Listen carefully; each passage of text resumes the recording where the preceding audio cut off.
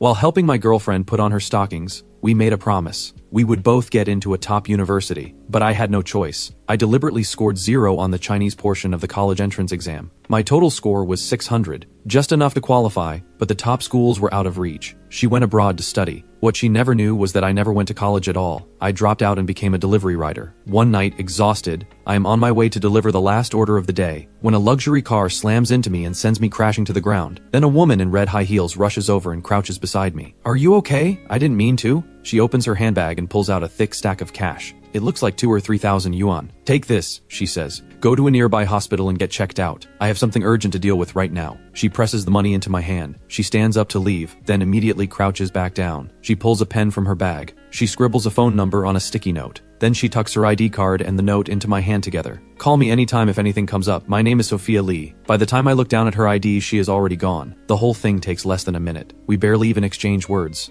The luxury car disappears into the night. I struggle to my feet, push my scooter home alone, and the entire way there, her ID card is still in my hand. It is past midnight. After a moment of hesitation, I dial her number. No answer. A minute later, I try again. This time it goes straight to voicemail. I am not ready to give up. I call a third time. It finally connects. Her voice comes through, impatient and sharp. "Who is this? Make it quick." I keep my tone polite. "You just hit me with your car." A pause, then her whole attitude flips. "That was my fault," she says quickly. "I'm so sorry. Which hospital are you at? Have you been seen by a doctor? What did they say?" Her tone softens and I feel myself relax a little. "I'm fine," I say calmly. "My scooter took some damage, but I'm okay. As long as you're not hurt, that's what matters. How much is the scooter worth? I'll pay for it. The money you gave me is already enough to cover repairs, but I still have your ID card. When would you like to pick it up? Can you come now?" she asks. "I can't get away right now. Can I send a friend?" I give her my address. After we hang up, I sit on a wooden stool and rub ointment on my wounds. About half an hour passes. Someone knocks on the door. I open it to find 4 men standing outside. The one in front looks about my age. The 3 behind him are built like walls. The man in front looks me up and down.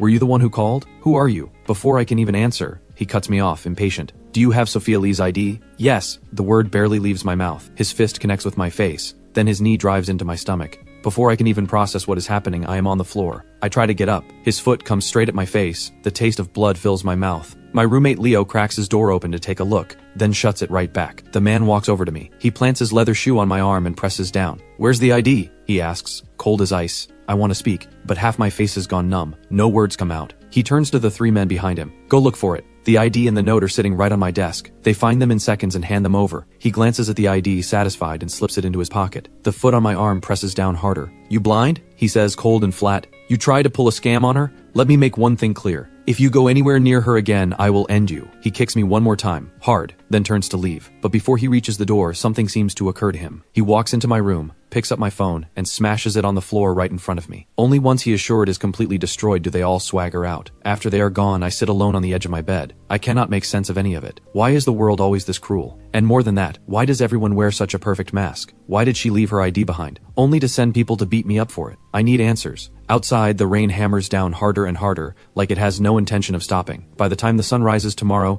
this city will have one more lost soul drifting through it. The first light of morning slants through the window. My bags are already packed. Today I am leaving this place. Because of last night, the landlord has decided I am mixed up with the wrong crowd, and he is not renewing my lease. I strap my suitcase onto my worn-out scooter. All I have is the 2,600 yuan Sophia threw at me in the rain. Last month's pay is already gone. Every cent went back home to cover my father's medical bills. I kept barely enough to survive on. Out of the 2,600, I spent 800 on a basic smartphone. I still need it to take delivery orders. The job has to go on. The remaining 1,000 or so will have to cover rent. If I cannot find a place before dark, I will be sleeping on the street. I slide my SIM card into the new phone. The moment it powers on, a call comes in. It is Uncle Jake. "Evan, what are you up to?" Uncle Jake was a kid my grandfather had found abandoned on the roadside and taken in. He is 6 years older than me, and over the years he has never been short of trouble to get into. I crouch by the roadside. "I'm fine right now," I say. "What made you call?" "I'm in Yangming City to pick up medicine for your dad. Word is there's a traditional doctor here who's great with kidney disease. Once I tracked down his contact, I came straight over. I'll crash at your place tonight and take the train back tomorrow morning." My stomach drops. If Uncle Jake finds out I do not even have a place to stay, what is he going to think? And if he goes back and tells my parents, they will worry themselves sick. On top of that, my face is still beaten up. Knowing Uncle Jake, the moment he sees it, he will not stop until he gets every single detail out of me. This is going to be a disaster. "Uncle Jake, don't bother coming to find me," I stammer. "Just get the medicine and head home. I've been swamped with work." But he pushes back. "Your mom sent a whole basket of farm eggs for you. She made me promise to get them to you no matter what. I'll call when I'm close." He hangs up before I can argue. Finding a decent place to rent on the spot is not realistic. But Uncle Jake will be here in 2 hours. That is a problem. After a quick debate with myself, I decide the best move is to find a budget motel near the train station and get him settled there. That way, he will not get any ideas about following me back to my place. As long as Uncle Jake is taken care of, it does not matter where I end up sleeping. 2 hours later, I meet Uncle Jake at the train station. He is wearing a knockoff Nike t-shirt, same as always. His muscles are hard to miss, and there is a new tattoo on his arm. The moment he sees me, he freezes. "Evan, what happened to you?" His voice sharpens with concern. "Did someone get into a fight with you?" "I tripped," I lie. "Clumsy accident." Uncle Jake is not buying a single word. "You think I'm as easy to fool as your parents? Who falls and ends up looking like that? You got beat up and you won't even admit it?" Uncle Jake has seen enough of life. Lying to him is never easy, but I really do not want to get into it. I brush it off. "Come on, let's go. I'll take you to where you're staying. We can go pick up the medicine together this afternoon." Uncle Jake says nothing. He just walks beside me. Once we are inside the budget motel I have already booked, I turn to him. "You're staying here tonight. After we get the medicine this afternoon, I have to go to work. And please, don't tell my parents what happened to me. I don't want them to worry." Uncle Jake crosses his arms. "So what actually happened? Who did this to you, Evan? Are you hiding something from the family? Tell me who hit you and why." "Honestly, I don't even know why," I mutter. Then I walk him through everything that happened last night. And when I finish, I make sure to add, "Do not tell my parents about any of this. I don't want them worrying. Here, take this." I hand him a few hundred yuan. "Give it to my dad when you get back." Uncle Jake looks down and goes quiet for a few minutes. Then he speaks. "All right, I won't say a word to them." He pulls out 2,000 yuan. "Keep that money. Don't give it to your dad. Here's another 2,000 from me. Go find yourself a decent apartment in a proper residential complex. Take care of yourself." "Uncle Jake, I can't take your money." He does not ask. He tells. "Take it. No arguments. I'll go get the medicine for your dad this afternoon. You go find a place to live. Roof over your head comes first. We'll have dinner together tonight,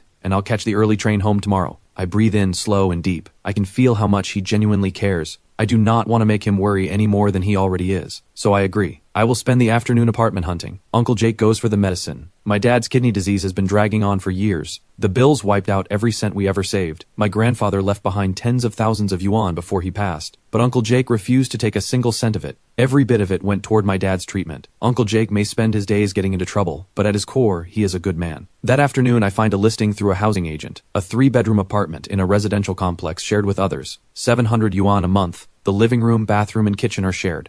The other 2 rooms are taken, one by a couple, one by a young woman. I check it out and decide it is decent enough. I sign the lease. By the time everything is sorted, it is past 4 in the afternoon. Uncle Jake messages me to say he is waiting at the motel near the train station. We are having dinner together. He is taking the early train home the next morning. On my way out, I run into the single woman who shares the apartment. She has just gotten off work. She is in a sharp, fitted blazer, the kind of outfit that makes someone look effortlessly put together. When she bends down to change her shoes, her collar gaps open, and I catch a glimpse of what is underneath. I swear it is not intentional, but I will not pretend I did not notice. It is the kind of thing that grabs your attention and refuses to let go. By the time she straightens up, I am still staring. She catches me and glares like she wants to burn a hole through my face. "Pervert!" she hisses under her breath, pulling her collar tight as she retreats to her room. That evening, after dinner with Uncle Jake, I cannot be bothered going back to the apartment. I get an extra room at the motel. The next morning I see Uncle Jake off, then get straight back to deliveries. No work means no money, and deliveries are the only option I have. I grind through the day all the way to 11:30 at night. The last order catches me off guard. It is from someone at my own apartment, Fei Lin. I grab the bag and head home. The couple in the main bedroom is not home. Their door is shut, the lights off. The smaller room is lit up, with the quiet tap of a keyboard coming from inside. I drop my jacket in my room. Then I carry the bag to her door and knock. She opens it in her pajamas. The moment she sees it as me, her expression sours. She instinctively pulls her left hand up to cover her neckline.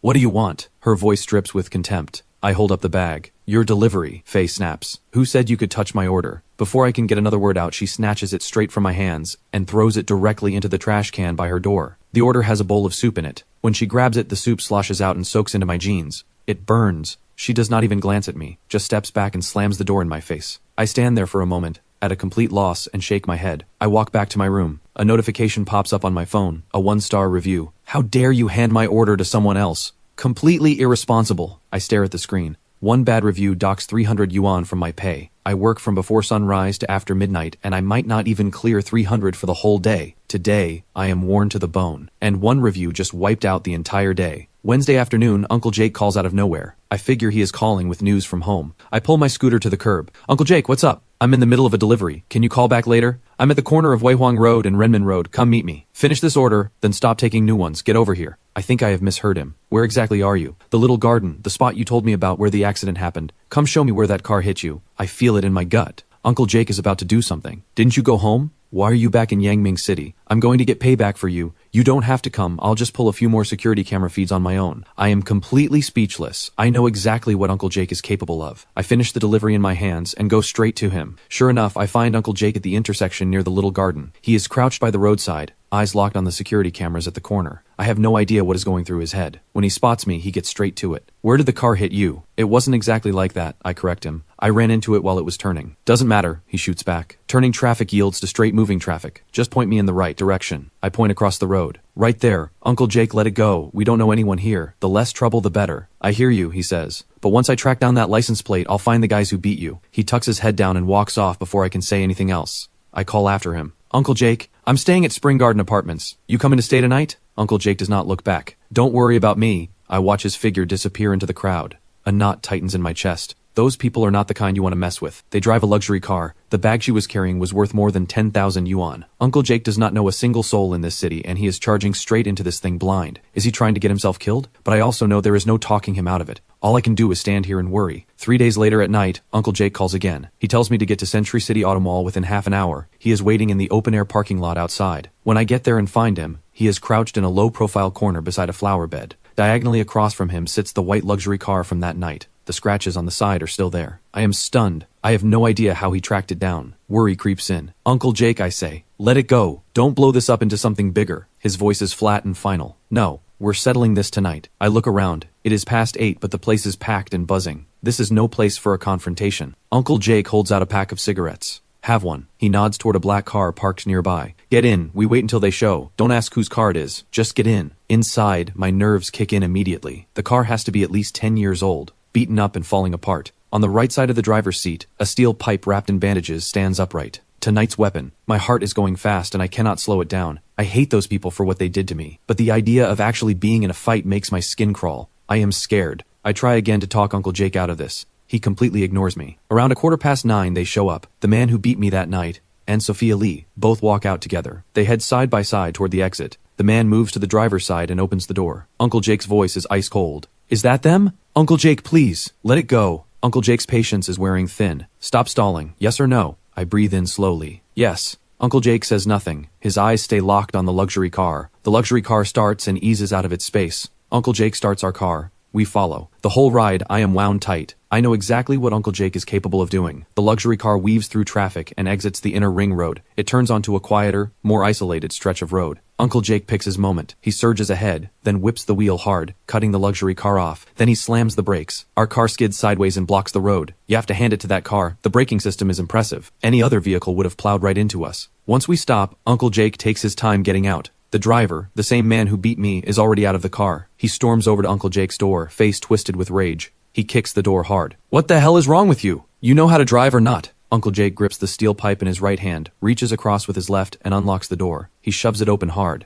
The man standing right outside takes the full impact. He stumbles back several feet. Uncle Jake steps out, pipe in hand. No words. He swings the pipe straight at the man's head. The man throws his left arm up on instinct to block, but Uncle Jake's foot is already driving into his body. The man staggers back 2 steps and trips onto the pavement. All the bravado drains out of him. He lies on the ground staring up at Uncle Jake, face white as paper. Not a word. Every drop of arrogance, gone. Sophia Lee climbs out from the passenger side. She rushes over to him. She crouches down. Jason, are you okay? Are you hurt? Then she looks up at Uncle Jake. Why did you attack him? Uncle Jake turns to me instead. Evan, come here. How do you want to handle this? I walk over on unsteady legs and drop my voice. Uncle Jake, enough. It's done. Let's just go. Who are you people? Sophia has not recognized me. Not surprising. That night she left in a hurry. I had been in my delivery uniform on my scooter with a helmet on. Of course she does not remember my face, but right now she is staring at me and Uncle Jake with real fear in her eyes. What do you want from us? Uncle Jake ignores her. He crouches down slowly, steel pipe still in his right hand. The lower end of the pipe presses against the man's thigh. I can see Uncle Jake is applying real pressure. The man's face twists in pain, but he grits his teeth and does not make a sound. Uncle Jake is almost impressed. You beat up Evan, he says. You smashed his phone. I'll give you a discount.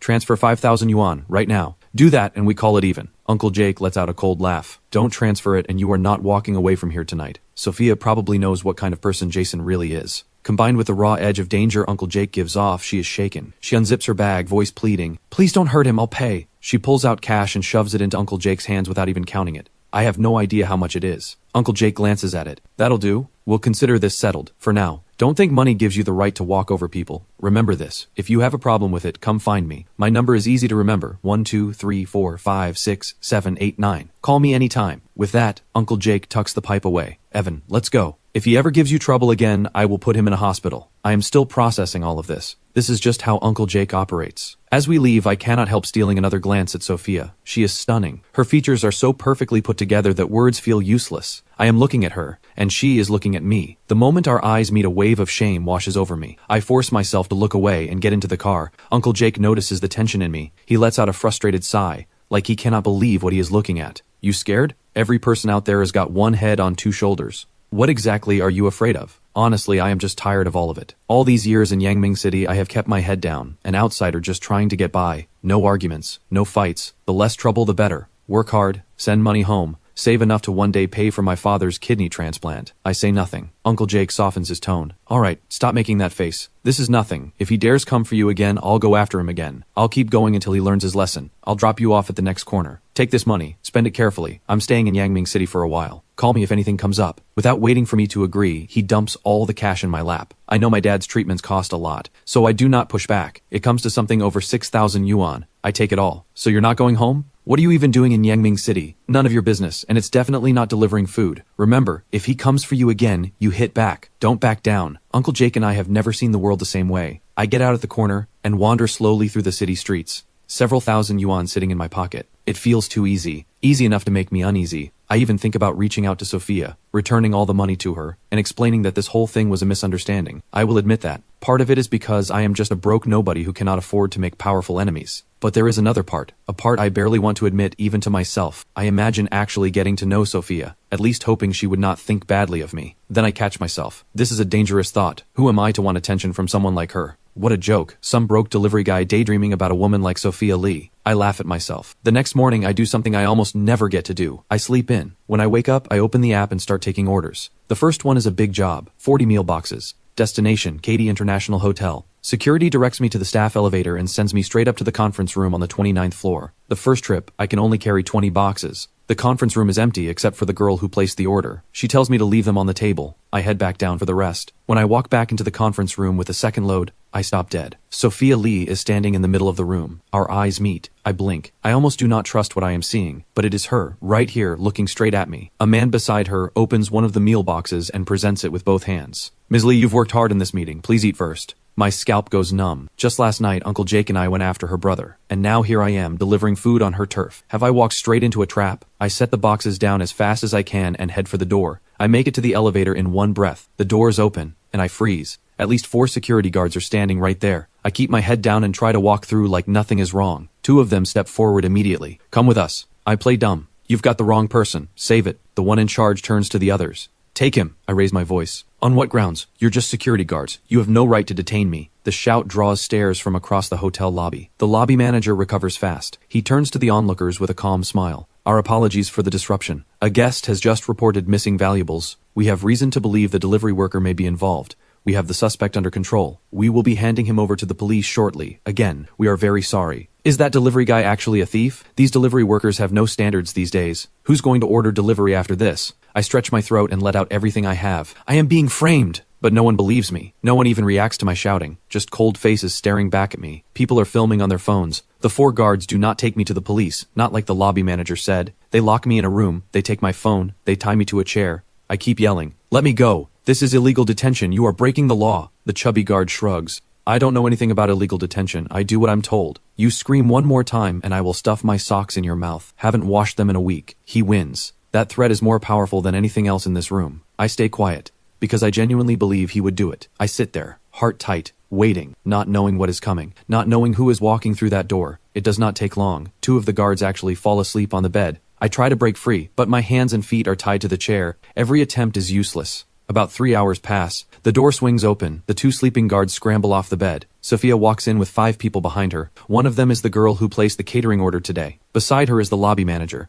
The last 2 are security guards. The moment everyone sees Sophia, the 2 who had been sleeping snap to attention. "Miss Lee." Sophia frowns. "Why is he tied up?" "It wasn't you who—" Before the chubby guard can finish, the lobby manager shoots him a sharp look and snaps. "Who told you to restrain him? Let him go. Now." Turns to the room. Everyone out, no one comes back in without my say. Her tone leaves no room for argument. One by one, they file out without a word. Sophia looks at me with cold, steady eyes. What's your problem with Jason? Why did you go at him so hard yesterday? Jason, so that is his name. Finally, do you really need to play dumb? I say. You know exactly why. Sophia gives me the kind of look that says she has seen 1,000 people just like me. Do you people enjoy fighting all the time? Can't you just sit down and talk things through? Does throwing punches actually solve anything? So she has me pegged as some street thug. I look her straight in the eye. Will you let me explain? Sophia does not even blink. No time. I kept you here to tell you one thing. Stop cornering Jason in the middle of the night. If you want money, come to me directly. Stop making things difficult for him. I feel my temper rise. You had your people tie me up for 3 or 4 hours. You killed my entire afternoon. Just to say that to me? Sophia fires back without missing a beat. What else is there to say? That does it. The anger hits me all at once. Fine. Since we're talking, I have something to say too. That first meal box I delivered at lunch, you ate it, right? Let me tell you something. That was leftovers. I had already eaten several bites of it, and I spit in it. Sophia's eyes go wide. A second later, she claps a hand over her mouth and sprints to the bathroom. That felt incredible. I pick up my phone and stroll out like I own the place. The lobby manager and the guards are still waiting outside. They give me a strange look. I walk right past them. The more I think about it, the better it feels. By the time I step out of the lobby, it is dinner hour. I go to open the app and take some orders. But my account has been suspended. I contact customer support. They tell me I am linked to a theft report and my delivery access has been temporarily revoked. What did I do to deserve any of this? Do they have any idea how hard it is just to deliver food? I have no idea how I ended up in the middle of all this. I glare back at Katy International Hotel, fury burning in my chest. I spit on the ground. Hard. Then a whole group of security guards comes charging out of the hotel, shouting, "Get him! Don't let him run! Are you serious? I get tackled for spitting?" I bolt, but the guard at the entrance trips me with a kick and sends me sprawling. The others pile on and drag me back up. They do not take me back inside. Instead, they shove me into a black van. Sophia is already seated in the second row on the left. I am dumped into the seat on the right, and because they are worried I will cause trouble, they wrap a rope around me twice. 2 guards sit in the back row, 1 more in the front. Tension crawls up my spine. I turn to Sophia. "What are you planning to do with me? I took a few bites of your food. You're not going to have me killed over that, are you?" "Shut up." Sophia shoots me a look of pure disgust. "Say one more word about that lunch, and I will have them throw you out of this van right now. Then at least tell me where we're going. You've already done enough damage. I lost my job because of you." Sophia's face stays ice cold. "Your job is none of my concern. But if Jason is seriously hurt, I will take you to court." "Wait, who exactly is Jason to you? Why does it matter to me whether he's hurt or not? Jason Lee is my little brother. I don't want him getting hurt." Her brother. Something about that lands differently than I expect. A small flicker of relief I cannot quite explain. "Whether your brother is hurt has nothing to do with me. Your friend kidnapped my brother. I'm taking you there to make an exchange." I look at her. I had no idea I had a friend that capable. The one from last night. Jake. My jaw drops. What has Uncle Jake done now? My head feels like it is about to explode. "We settled this yesterday. It was supposed to be over. Why did he go after Jason again?" "So you think Jason is an easy target just because he has money?" Sophia says. Knowing what Uncle Jake is capable of, I am not sure what to think. I do not dare say another word. The rest of the ride, I stay mostly quiet. We drive from the city center all the way out to the suburbs near East 3rd Ring Road. We end up at a rundown warehouse. A table sits between 2 parked cars. On it, canned food, a spread of braised dishes, and more than a dozen empty beer bottles scattered on the ground. Uncle Jake sits alone on one side of the table. Jason and several others are seated across from him on the remaining 3 sides. Every single one of them looks rough. Black eyes, swollen faces. Jason is no exception. At the sight of this, Sophia cannot hold herself together. She jumps out of the van and runs straight to Jason. "Jason, who did this to you? Look at your face." As she says it, her eyes land on Uncle Jake. Uncle Jake does not even glance at her. The chubby guard kicks me out of the van. The other 2 haul me up from the ground. "Release our boss right now or we beat this guy." Uncle Jake spots me and his brow furrows slightly, clearly not expecting to see me here. But he says nothing. He sets down his beer and stands up. Sophia turns to Uncle Jake. "Did you do this to my brother?" "We settled things last night, so what is this?" "Sis, stop!" Jason gets to his feet, head low. "This is on me, not them. 5 of us couldn't take him down. I had it coming. If I had not heard it with my own ears, I would not believe it." Jason's 4 guys clearly had the size advantage. And Uncle Jake beat every single one of them. Beat them until they had nothing left to argue with. Sophia reaches up gently and touches Jason's swollen face. "Does it hurt?" she asks softly. Jason nods, then shakes his head. "I'm fine. Not my first time getting hit. First time someone actually beat me into respect, though. Don't blame them." "Hold on," Uncle Jake cuts in. "Your sister has some nerve. She grabbed my nephew. So today, we're even. You let my nephew go, I let your brother walk. Consider today's beating fee waived, but don't push it again." The chubby guard tries to look tough in front of Sophia, rolling up his sleeves. "Ms. Lee, these guys are way out of line. Let me handle them." Sophia silences him with a single look. Then she turns to Jason. "What exactly is your history with these people? Can we get all of this straight, once and for all?" Stop making a mess of everything. You're not a kid anymore. When are you going to grow up? When Dad passed, he asked me to take care of you. Can you give me something to work with? I'm doing this alone, raising you and running the company at the same time. Do you have any idea how hard that is? Her voice breaks. Tears start falling before she can stop them. The moment Jason sees her cry, he panics. Sis, I know I messed up. Please don't cry. This is my fault. Last night I got beat and I couldn't let it go, so I called some guys and came back for another round. Turns out I was completely outmatched. 5 of us and we still lost.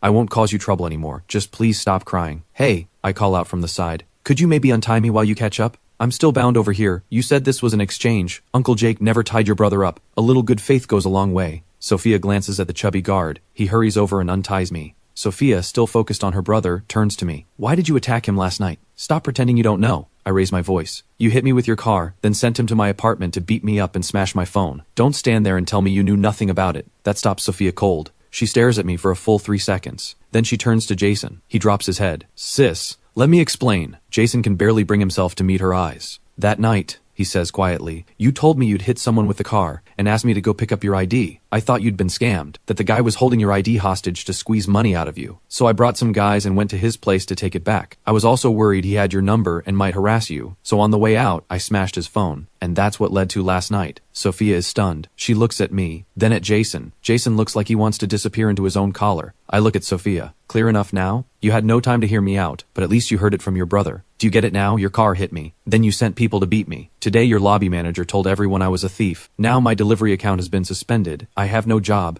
This is all on you. What did I ever do to you? Why have you made my life this hard? I'm sorry. Sophia's face flushes deep red. Her voice has gone completely soft. I'll compensate you. Thanks, but no. Don't think money gives you the right to do whatever you want. With that, I walk over to Uncle Jake, grab one of the beers, and throw it back. I set the bottle down and look at him. Didn't know you had that in you. Uncle Jake shrugs. It's nothing. Then he stands and faces Sophia. You seem like someone who can be reasoned with. That makes this easier. Your side hit my nephew with a car. Your side came to his home, beat him, and destroyed his phone. And now my nephew has lost his livelihood. You owe him something. We're not walking away from all this empty-handed. Sophia's face is still flushed. So how much do you want? Uncle Jake thinks for a moment. Money won't cut it. You give him cash, he'll just wire it straight back home for his father's treatment. Give him a job instead. Sophia shakes her head. No. I don't want one, I say at the same time. Sophia glances at me. We don't hire people with character problems, she says under her breath. Uncle Jake's eyes narrow. Excuse me? What character problems does my nephew have? Sophia gets flustered, face going red. He stole food from my order and then served me his leftovers. I burst out laughing. Let's go, Uncle Jake. Don't worry about my job. If I can't deliver food, I'll find something else. Then I turn to Sophia and Jason. We're done here, right? No more coming after me? No more locking me in rooms? Sophia's face goes even redder. Jason speaks up loud and clear. You have my word. I respect you. I genuinely respect Jake. Anything comes up, just come to me. Uncle Jake ignores him and turns to me. Let's go. It's done. I'll drive you back. I climb into the beat-up black car. Did you seriously take down all of them? Uncle Jake glances at me. Was that supposed to be hard? I have absolutely nothing to say to that. Uncle Jake is something else. He drives me back into the city. On the way, he asks what I plan to do next. Go back to delivering food? My account is gone, I say. Honestly, good riddance. I'll find something else. I can take care of myself. Before he leaves, Uncle Jake says what he always says. Call him if anything comes up. After I get out of the car, something hits me that I have never felt quite like this before. I am completely lost. Before, it was always the same grind. Up before dawn, out until midnight, delivering. I used to dream about the day when things would slow down. Now that it is here, I have no idea what comes next. I crouch by the back gate of the apartment complex, staring out at the city. It feels vast and indifferent. Then a stray dog wanders over. It circles me once, then settles down beside me. 2 strangers sharing the same quiet loneliness. As it turns out, Faye feeds this dog every day. Because of it, Faye and I finally let go of the bad start between us. We talk, and things warm up between us. The next morning I wake at 7:30. Out of habit, I reach for my delivery uniform. Then it hits me. My account is suspended. I cannot take any orders today. My scooter. I suddenly remember, my scooter is still at Katy International Hotel. When they grabbed me, I had left it right there outside. I throw on some clothes fast and flag down a motorcycle taxi at the front gate. Straight to Katy International Hotel. At the hotel entrance booth, I spot the chubby guard from yesterday. He is on duty. The moment I see him, he sees me too. He picks up his rubber baton. Back again? Looking for trouble? I am already annoyed. Where's my scooter? What scooter? The chubby guard waves his baton. There's no scooter here. Get lost. My electric scooter, I parked it right here yesterday. Someone took it. Pull the security footage. The chubby guard laughs. You think this is your personal surveillance system? He sneers. You think you own this place? I want to slap that smirk off his face. He is loving this. That broken down little scooter of yours, the police wouldn't even bother opening a case for it.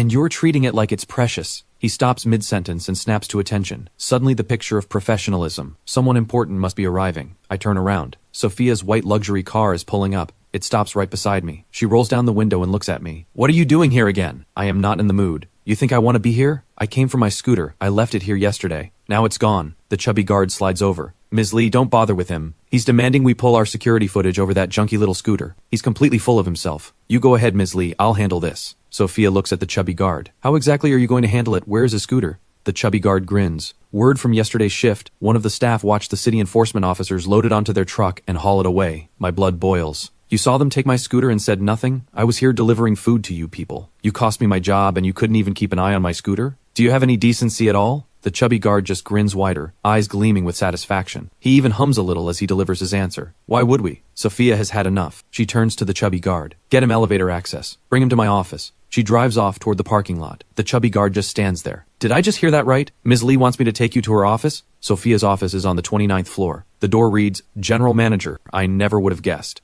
Sophia was the general manager. She is so young, and already at the top. That is genuinely impressive. Sophia's office is the most impressive one I have ever set foot in. She personally makes me a cup of coffee. As she hands it to me, she asks, how much was your scooter worth? Something in me decides to have a little fun. I look at her with mock contempt. Is money your answer to everything? Let me tell you something. I rode that scooter for 3 years. From the very first day I started delivering food, it was there through everything. One delivery to your hotel and it's gone forever. Can you live with that? Sophia leans back against her desk, coffee in hand. The way you talk about it, you two were practically partners, she says. But feelings don't get your scooter back. I'm not going to chase down city enforcement for you. Just tell me, how much do you want? Is money the only language you speak? Sophia lifts her chin. With someone like you, money is the only option. Someone like me? You think I have no character? Would a person with no character feel bad about eating someone else's leftovers? I have no words. I genuinely do not know what to say. Sophia glances at her watch. Stop wasting time. I have a meeting soon. Name your price. I'll pay whatever it is. Some stubborn streak in me refuses to let this go. I don't want money, I say loudly. I want my scooter back. She ignores that.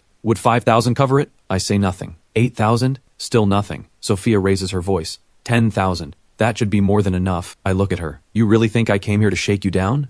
You genuinely think that little of me? Fine, 20,000. Take it or get out of my office. And don't come back. I point at her, slowly backing toward the door. You live a sad life. All you see is money. How could you ever understand what it feels like to lose something that mattered? Talking about feelings with you is a waste of mine. Go enjoy your money. Goodbye. I turn and walk out. Wait. Sophia's voice comes from behind me. Don't regret this. Last chance. 20,000. I don't need it. I keep walking. Her voice follows me. All right then. Consider it a debt I owe you. If you ever need anything, as long as it doesn't cross any lines, I will make it right. Remember my number. The moment I step out of Katy International Hotel, I want to smack myself. I took that act way too far. 20,000 yuan. Why didn't I just take it? I had to play it cool in front of some rich woman, and I played it perfectly. The perfect performance cost me 20,000 yuan. How do I make peace with that? Well, I got Sophia's number back. That's the best I've got. I walk home scrolling through my social feed, and a post from Jun Lu catches my eye. It's his birthday today. Jun was my closest friend in high school. The humanities class did not have many guys. Seats were assigned by grades. We both ended up in the front row.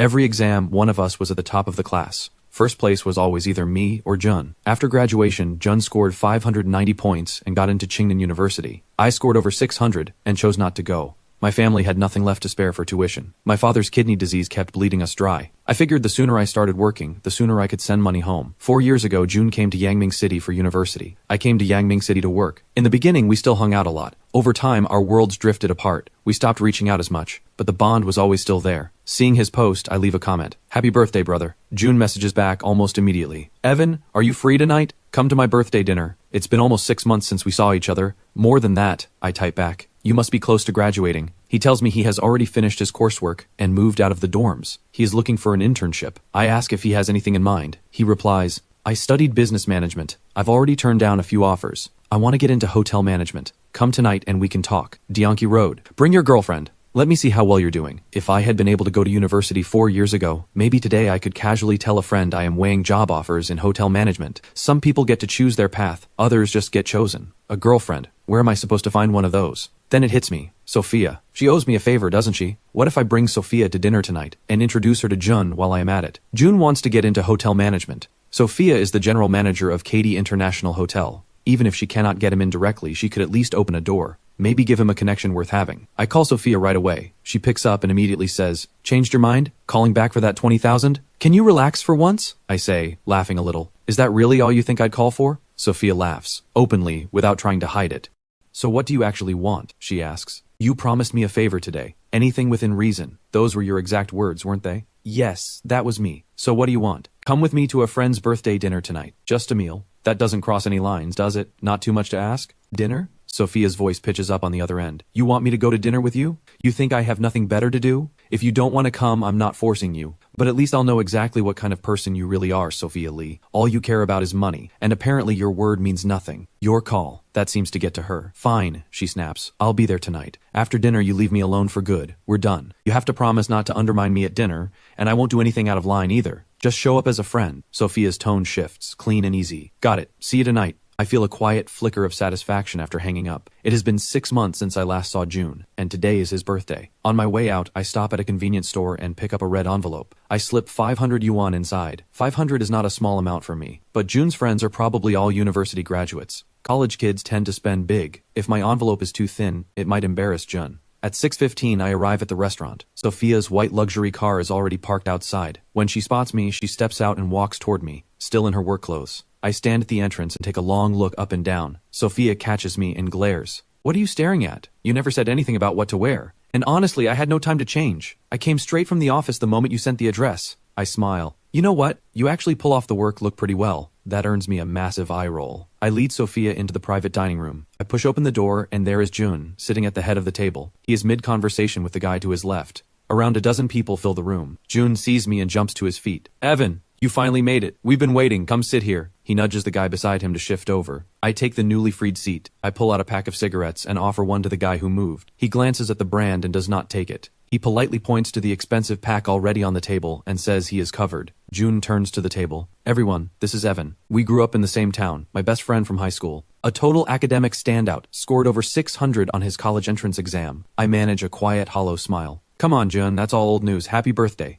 I hold out the red envelope. June gives it a gentle squeeze and waves me off. Evan, you didn't have to. I didn't invite you for a gift. I just missed you. It's been too long. Let's get the food going and catch up over drinks. He looks at Sophia. And this must be your girlfriend? What's your name? Sophia does not react to the assumption at all. She just smiles. I'm Sophia Lee. June straightens up. June Liu. Business Management, Chingnan University. Evan and I go way back. He says the school and major noticeably louder than everything else, wearing his credentials like a badge. Someone else calls out, let's get the food out, come on. The table erupts into chatter. June slides his cigarettes over to me. Evan, if you had just pushed through and gone to university back then, you wouldn't be doing deliveries now. A delivery rider? The girl sitting beside June cannot quite keep the contempt out of her voice. Don't they always say delivery guys eat customers' food? Is that actually true? Before I can respond, another guy cuts in. Wang Hui, you're making a big deal out of nothing. So what if they take a bite? Haven't you seen those videos? Some rider used a customer's soup as mouthwash in an elevator, then put it back. That's way worse. The whole industry is a mess. The platforms never crack down. It's just drifters with nothing better to do. Anyone with a real job wouldn't be out there delivering food. My face burns. I cannot look at any of them, and I definitely cannot look at Sophia. While they are still going, a girl at the table turns to Sophia. Are you a delivery rider too? Sophia smiles back, calm and easy. Evan and I are both riders. Same job, actually. The girl's eyes go wide. Out there every day in the sun and wind. That must be so exhausting. And your skin is still so perfect through all of that. I'm honestly jealous. Sophia keeps smiling and says nothing to correct her. She lets them carry on, unbothered. Jun looks uncomfortable. He leans over. Evan, don't take it to heart. They don't mean anything by it. Just table talk. I give him a thin smile. It's fine. I get it. And I mean it. I am not just saying it. After years of grinding in Yangming City, I have met all kinds. College students are a breed of their own. They have not left their bubble yet. Most of them have no idea how to read a room, and almost none of them stop to think about how the people around them might actually feel. Every one of them walking around like the world was made for them. A few rounds of drinks in, the conversation loosens up. June turns to me. How's your dad doing? Any chance of a kidney transplant? The moment he asks, something heavy settles over me. I lift my glass and drain it. Not really. A transplant costs hundreds of thousands, way beyond what my family can handle. And money isn't even the only thing. You also have to find a compatible donor. All these years, it's just been managing symptoms. Dialysis every week. He's wasted down to almost nothing. June lets out a long breath and goes quiet for a moment. Back then, you scored over 600. Why didn't you just go? I remember the whole school did a fundraiser for you. That money was supposed to be for your tuition. I cut him off. I used it for my dad's treatment. Do you regret it? If you had gone, you'd have so many more options now. I shake my head. I light the cigarette Jun handed me earlier and let the silence hold for a moment. If I had to choose again, I'd do the same thing. A voice cuts in from Jun's other side. How can you be so short-sighted? The girl sitting there leans forward with the tone of someone explaining something obvious. You should have used that money for school. Get into a top university like us, get your degree, then your options open up. You wouldn't be stuck like this. Besides delivering food, what else can you actually do? Sophia, who has barely said a word until now, speaks up. Never judge people or situations you don't fully understand. You might be right, but what's right in your world isn't always the right answer in someone else's. The girl rolls her eyes. Jun puts a hand up. Raylu, that's enough. Evan's father has been sick for years. His mother stays home to care for him. Evan is the only one holding the family together. Raylu mutters under her breath, still short-sighted. What can I even say to that? My hand tightens around my glass. Then something warm and soft rests on top of it. I turn. Sophia is looking at me. Her eyes are gentle. Raylu glances over at us with a flicker of contempt, then pivots. John, those resumes I told you to send last week, did you send them all? I already got an interview invite, did you? Jun makes a show of pulling out his phone with a little dramatic flair. He holds it in front of Raylu, barely containing his excitement. Look at this. Interview notification. Came in this afternoon. I'm going first thing tomorrow morning. Raylu lights up. She throws her arms around him and kisses him on the cheek. I knew it. We are definitely getting in. A girl across the table looks up. What's going on with you two? You're both so happy about something.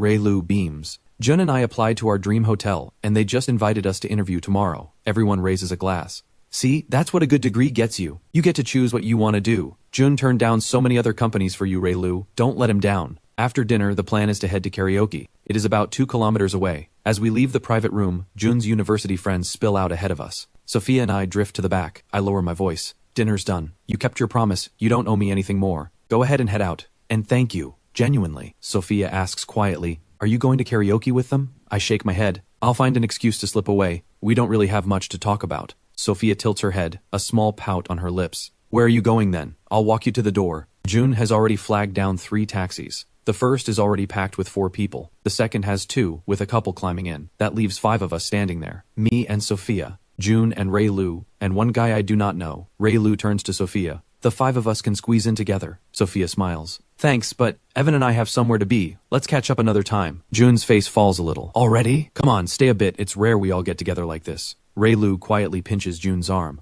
Let it go. Don't pressure people. It's peak hours right now. Prime time for late night deliveries. Don't waste their time. I turn to Jun. Next time, we're all still in Yangming City. Let's not lose touch. We'll do this again soon. Jun gives in, reluctant. At least let me get you a cab. Take it easy getting home. No need, Sophia says. I didn't drink. She clicks her key fob. The white luxury car parked beside us blinks to life. She gives Jun a warm wave. Good night. Jun and Raylu both go a little stiff. Sophia and I walk to the car side by side. As I reach for the door, Raylu's voice cuts through from behind us, sharp and bitter. Your childhood friend is really something, isn't he? Definitely borrowed that car to show off. Whatever else she says, I do not catch it. I am already in the passenger seat.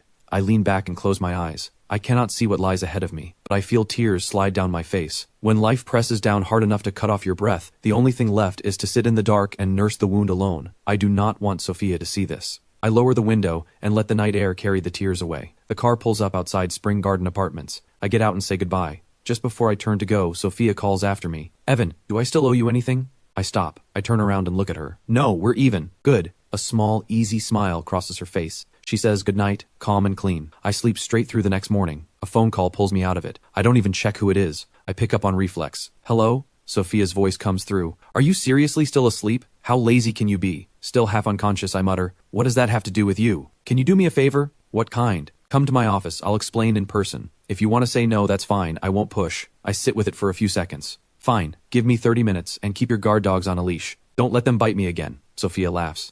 Anyone would think you'd actually been bitten. In Sophia's office, she is at her desk, working through files on her computer. I walk up to the desk and lean on it with both hands. What's so important it needed me here in person? Sophia sets down her mouse and leans back in her chair. She crosses her arms and looks at me. HR is conducting interviews today. I want you to help. I need you to sit in as our HR director. Take a look at the candidates and tell me which ones are worth keeping. I stare at her. You're serious? You want me to run interviews? Completely serious, Sophia says, calm as ever. The candidates are already here. If you're willing, you can start right now. My assistant Ruby will be with you the whole time. It's not complicated. You just need to sit across from these people and read them. If someone feels right, they move on to the trial period. If not, you send them away. Go with your gut. I look at her, genuinely confused. I really can't figure out why you'd ask me to do this. What's the angle here? A faint, unreadable smile plays at the corner of Sophia's mouth. She stands. Just go. Ruby will take you to the HR office. You'll understand why soon enough. Curious against my better judgment, I follow Ruby to the interview room. 4 folders are laid out on the desk. Ruby explains, only 4 candidates made it through the first round, but we only have room for 2. Look through their files first. I'll step out and get them ready. And bring them in one at a time. The final decision on who stays is yours. That's what Ms. Lee wants. I open the first resume. 26 years old, 2 years of hotel management experience. Graduate of Jilin University of Political Science and Law. The second resume belongs to a young woman. Business administration. Nothing flashy on paper. But her personal statement is quietly impressive, modest, understated, the kind of person who does not need to shout about herself. I flip to the third resume and freeze. It is June. Something clicks immediately. I grab the 4th folder. Sure enough, Ray Lu's photo stares back at me. Last night at dinner they were buzzing about a hotel interview invitation. The hotel they meant was Katie International, and Sophia set me up to interview them. What is she playing at? I sit with it for a moment, and slowly I start to see what she is doing. Before I can think it all the way through, Ruby comes back. Everything's set. Ready to bring them in? I nod. Bring all 4 in at the same time. Ruby blinks. All at once? A flicker of doubt crosses her face, like she is wondering if she misheard. I hold steady. Yes, all 4 at the same time. Ruby decides not to push back. She steps out, and when the door opens again, all 4 candidates walk in together. Ruby turns to them. This is Director Chen from our HR department. Which 2 of you get offers today is entirely up to him. She takes her seat to my left and opens her laptop to take notes. Jun cannot help himself. Evan, am I seeing things? I smile and nod. I let my eyes move across all 4 of them. Ray Lu is barely containing herself. The kind of expression that says she already considers this a formality. I put on my best professional manner. Please take a seat. I've reviewed all your resumes. Making it this far through the process means you are already among the best of the applicants. Even if you are not selected in the end, that says something real about your ability. We currently have 2 openings. Ray Lu sits up straighter. Well, that's obviously going to be me and Jun. The other male candidate shoots her an annoyed look. Jun quickly tugs at her arm. Don't say things like that, he whispers. He mouths an apology to the other guy. The other young woman does not react at all. It is as if Ray Lu said nothing. I pick up my glass and take a slow sip. One final question, and it is a simple one. Suppose your monthly salary is 5,000 yuan. You have 3 housing options in front of you. First, a single room in an urban village, 500 a month. Second, a room in a residential complex, shared with others, 1,000 a month. Third, an entire apartment in a residential complex, to yourself, 2,500 a month. Which do you choose? Ray Lu goes first without hesitation. 2,500, private apartment, good environment, my own space. Jun, what about you? He scratches the back of his head. Shared apartment, the residential complex one. I look toward the third candidate. Her name is easy to remember, Penny Bai. This is the first time I have heard her speak. Her voice is soft and measured. She speaks carefully. I would choose the shared apartment in the residential complex. Environment matters. And the people you live with should be at a similar level. Same kind of income, same kind of values. You end up with people you can actually talk to. And it expands your network. The last candidate speaks without hesitation. Urban village, 5,000 a month is not a lot. Better to spend what you save on building relationships than on rent. All 4 have answered. I turn to Ruby. That's everything for today. Ruby looks at me. Which 2 are we keeping? I'll announce tomorrow morning. Everyone can go home and wait for a call. Ruby stands. Thank you all very much. Director Chen has concluded today's interviews. The 2 successful candidates will be notified by phone tomorrow morning. Your outcome is in Director Chen's hands. Thank you, everyone. Please follow me out. Ruby leads the way. The male candidate follows first, then Penny Bai. Ray Lu watches the other 2 file out, then rushes to my desk, face lit up. Evan, weren't you a delivery rider? How are you sitting here? That interview was incredible. So, can Jun and I start preparing to come in next week? The corner of my mouth lifts. I do not quite know what to say. Jun pulls at Ray Lu's arm. Let's go. Then he turns to me. Are you free tonight, Evan? You left too early yesterday. We didn't even get to catch up properly. What time do you finish? I'll come to you. Let's keep the drinks going. I'll message you when I'm done. As they head for the door, Ray Lu loops her arm through Jun's, brimming with certainty. Your friend is the HR director at Katie. Why didn't you tell me sooner? Evan is seriously impressive. We need to stay close, you hear me? All 4 of them are gone. I sit alone for a moment. Then I head to Sophia's office. She is at her desk staring at her screen. When I walk in, she smiles. Not bad, Evan. That final question was clever. You can learn a lot about a person from something that simple. I frown. You saw all of that? Sophia turns her monitor toward me. I was watching live. Now I'm on the second viewing. There is a camera in that room. I am not sure what to say. Was that a lack of trust? Before I can ask, Sophia speaks first. Don't read into it. The interview room always has a camera. When there are a lot of candidates across multiple rounds, you can't always make the call on the spot. HR needs to review the footage multiple times before reaching a final decision. Sophia smiles. So, who are you keeping? Penny Bai and Jun. Sophia raises an eyebrow. Why? And aren't you worried that cutting Ray Lu will blow up your friendship with Jun? I reach for a cigarette out of habit and put it between my lips. Then I catch myself before lighting it. It is her office after all. I put the lighter away. Sophia speaks up. It's fine. I don't mind. Thanks. I light it. I understand why you set this up today. I appreciate it. More than you know. You did something good for me, and I'm not going to repay that by doing a bad job. I exhale. Rui thinks very highly of herself, and she lacks the kind of character worth developing. Penny Bai is solid, on paper and in person, humble, composed. She presents well. People warm to her easily. As for Jun, he has no real work experience, but his values are sound. Setting aside that he's my friend, I'd still recommend keeping him. As for your question, whether cutting Rui cost me Jun's friendship, I won't use your goodwill toward me as cover for something that hurts your company. That's also why I didn't announce the decision in the room. The final call is still yours. Sophia leans back and looks at me. When I saw the resumes this morning, I was genuinely surprised. What a coincidence. So I called you in, and you've already figured it out. One day you're a delivery writer, the next you're an HR director. And just like that, certain people treat you completely differently. The world is ruthless like that, and the people in it can be so fake. I look at her. I understand what you were trying to do. Let me walk back in front of my friends with a little dignity. But you've also backed me into a corner. Jun and Rui both think I have the final say. This is already awkward. Sophia waves it off. If it's too uncomfortable for you, just keep both of them. Jun and Rui. I don't mind. I have over 100 people in this hotel. One more Rui won't break anything. Your move. I look at her. I have nothing to say. I turn and head for the door. With my back to her. Play your games by yourself. I'm done. Stop setting traps for me. Wait. Sophia calls after me. If Jun, your closest friend, can't understand why you didn't take Rui and falls out with you over it, then maybe that friendship isn't worth holding on to. He knows exactly what Rui is like. And honestly, do you think someone like her makes him happy in the long run? Relationships are none of my business, I know, but when someone's character is that obvious, shouldn't you say something to your friend? I stand there and let her finish. Then I pull open the door and walk out without a word. Her voice follows me. You started this. See it through. I don't want you to leave this half finished. Like yesterday, I hate dinner parties. But I stayed until the very end for you. Tomorrow you come here and announce the results. If you don't show up, I'll take Jun and Rui both. And you'll look great in front of your friend. Sophia's good intentions just handed me a problem I don't know what to do with. I can live without worrying about Rui's feelings, but I do not want to put Jun in a difficult position. Tonight's dinner is going to be uncomfortable. Even knowing that, I cannot run from it. At 4:30 in the afternoon, Jun calls to ask when I finish. I tell him now is fine. He lights up. Where should we meet? Let's really drink tonight. I tell Jun to meet me at a small, ordinary restaurant near Spring Garden Apartments. My treat tonight. He says he'll be right there and hangs up. I have no idea what tonight will bring. A friendship of more than 10 years. Will this crack it, or make it stronger?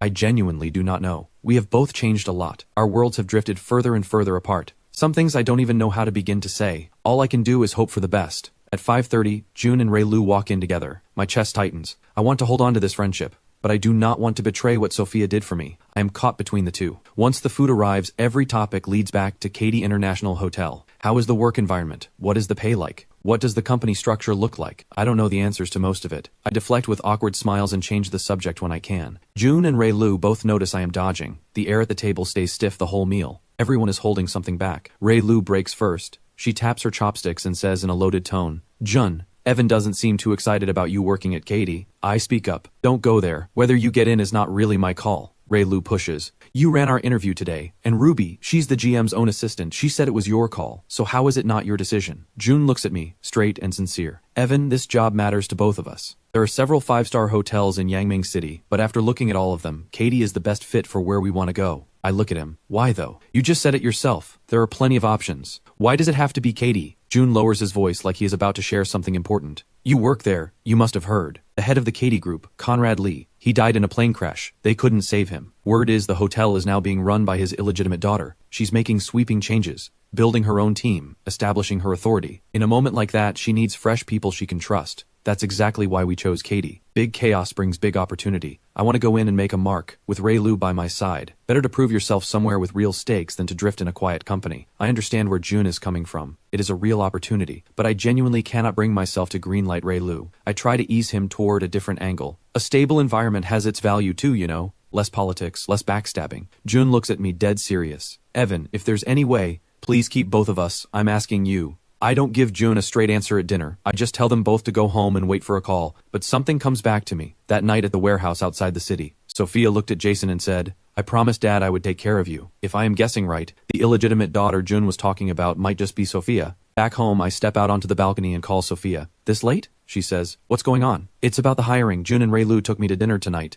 You can probably guess what they said. I think this joke has gone far enough. Push it any further, and it crosses a line. You've seen the interview footage. You already know better than I do who should stay. Jun and Penny Bai. That's the right call. At least in my view. Please, clear up this misunderstanding. Sophia's voice sharpens. Evan, let me ask you something. Did I keep my word to you? You asked me to dinner. I walked out of an important meeting and showed up. I hate dinner parties. I stayed until the end anyway. I sat there while people talked down to me, assuming I was a delivery rider, and I said nothing. Because when I make a promise, I follow through. Now you promised to help me with something. And you want to back out halfway? Come on, I say. I know you were trying to do something kind for me, and I genuinely appreciate it. But this has shifted into something real. My friendship is on the line now. Sophia does not back down. You can choose not to hurt anyone. Take both June and Ray Lu. I already told you that option is on the table. Stop being stubborn. I stare at the phone. It is your company. Are you seriously playing around with it like this? Something shifts in Sophia's voice on the other end. I cannot tell if she is genuinely annoyed or deliberately pushing my buttons. I'm getting back at you, she says, for what you did to my food. Tomorrow morning you come to my office and make the calls yourself. Tell the successful candidates to come in and register with HR. Once that is done, you've kept your end of the deal.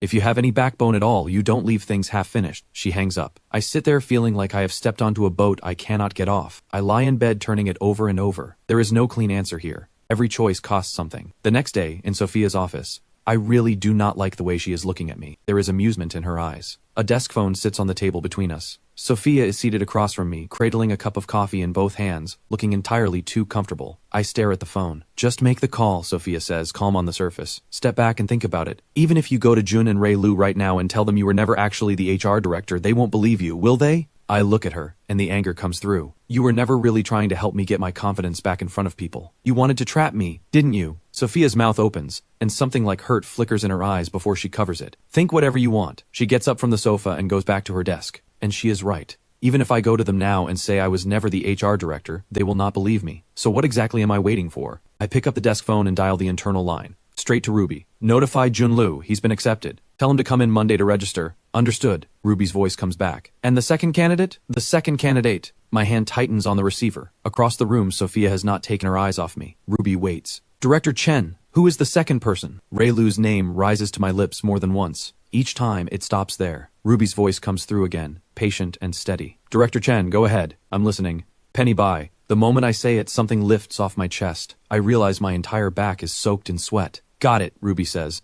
I'll call Jun and Penny Bai right away. That's all. I hang up first and sink back into the sofa, staring up at the ceiling. I hear Sophia's footsteps cross the room. She settles back onto the sofa across from me. Evan, she says. Thank you. This was actually a test to see what you do. I let out a dry laugh. A test? For what exactly? Don't dress it up with something noble. I'm not 3 years old. You did this to get back at me for messing with you. Honestly, I wish I could go back to a few days ago and not tell you I ate your food, because the truth is, I didn't. Sophia waves it off. Doesn't matter. And there are no do-overs. Honestly, I'm glad you lied. It gave us a reason to keep crossing paths. Either way, I owe you an apology. I shouldn't have put you in such a difficult position. Before she finishes, my phone rings. Exactly who I expected. It is June. I pick up. Evan, can you explain this to me? With Sophia sitting right across from me, I cannot get into it. Can I call you back later? I hang up, and the weight settles in heavier. Sophia looks at me, something tired and honest in her expression. I owe you an apology first, then an explanation for why I did all of this. Whether you forgive me or not, I'm grateful for what you did today. I look back at her,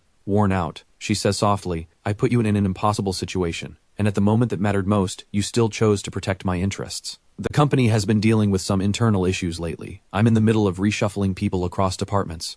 I need people around me who will genuinely have my back, building my own team. Yesterday, asking you to sit in on the interviews, honestly, at first I just wanted to give you a moment to hold your head up in front of your friends. Even if you had taken both June and Ray Lu, it would have been fine. One extra intern doesn't move the needle for a company this size. Worst case, they resign in a month. She pauses. Sophia reads my face carefully before going on. I watched the whole interview yesterday. I was surprised when you didn't just announce Ray Lu on the spot. When you came back and told me she wasn't the right fit, I agreed. She's not right for my company either. I won't get into the reasons, but when you said that to me, something clicked. I had to let you see this through, to find out what you'd actually choose in the end, and you didn't disappoint me. You held to the right call, even though it cost you something, even though it might cost you a friendship. I want to know why. Was it for me? A crooked, dismissive smile crosses my face. Own principles. Sophia's face opens up. Perfect. That's exactly what I need. Let's talk. About what? I reach for a cigarette and put it between my lips. Sophia's brow furrows involuntarily. Don't frown at me. I'm not your employee. I smoke when I want. You can't tell me otherwise. And even if I were, don't touch my right to smoke. Sophia stays calm. You smoked in my office yesterday too. It seems like it helps you think. The company is doing a full personnel overhaul right now. Every department. Which one interests you?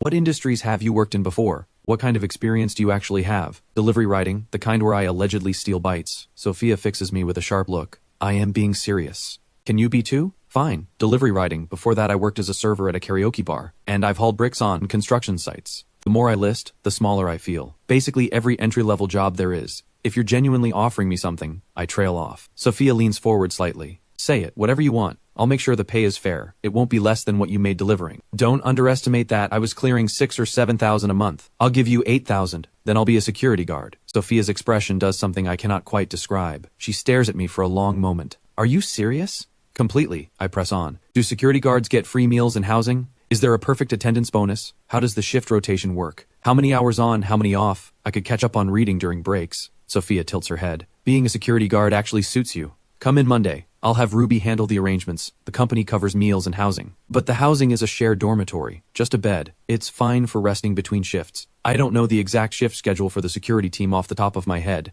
That's handled by the department itself. She glances at her watch. Let's have lunch together. Quick question. Are you treating or am I? That earns me another massive eye roll. After lunch at the hotel before I leave, Sophia has Ruby bring me a security guard uniform. She tells me to come in Monday, wearing it, and find Ruby. She will handle the rest. I ask Sophia one more time. 8,000 yuan really for a security guard? She says yes without blinking. Back home, I put on the uniform in my room and stand in front of the mirror. Honestly, I look sharp. I am still admiring myself when Jun calls again. I explain who Sophia is and what she has to do with all of this. He understands. Monday morning at 8 o'clock, I show up in uniform and find Ruby. She looks me over and tells me I look good. I tell her the uniform feels too basic. If I were in charge of the dress code, every guard on duty would be in military tactical gear. Now that would look impressive. She laughs. She leads me up to the security department on the second floor. She knocks on the deputy director's office door and pushes it open. The man inside does not even look up. He just barks at us to get out and knock properly. Ruby's voice is perfectly flat. Deputy Director Sao, hope we're not interrupting your game. He scrambles to hide his phone and gets to his feet.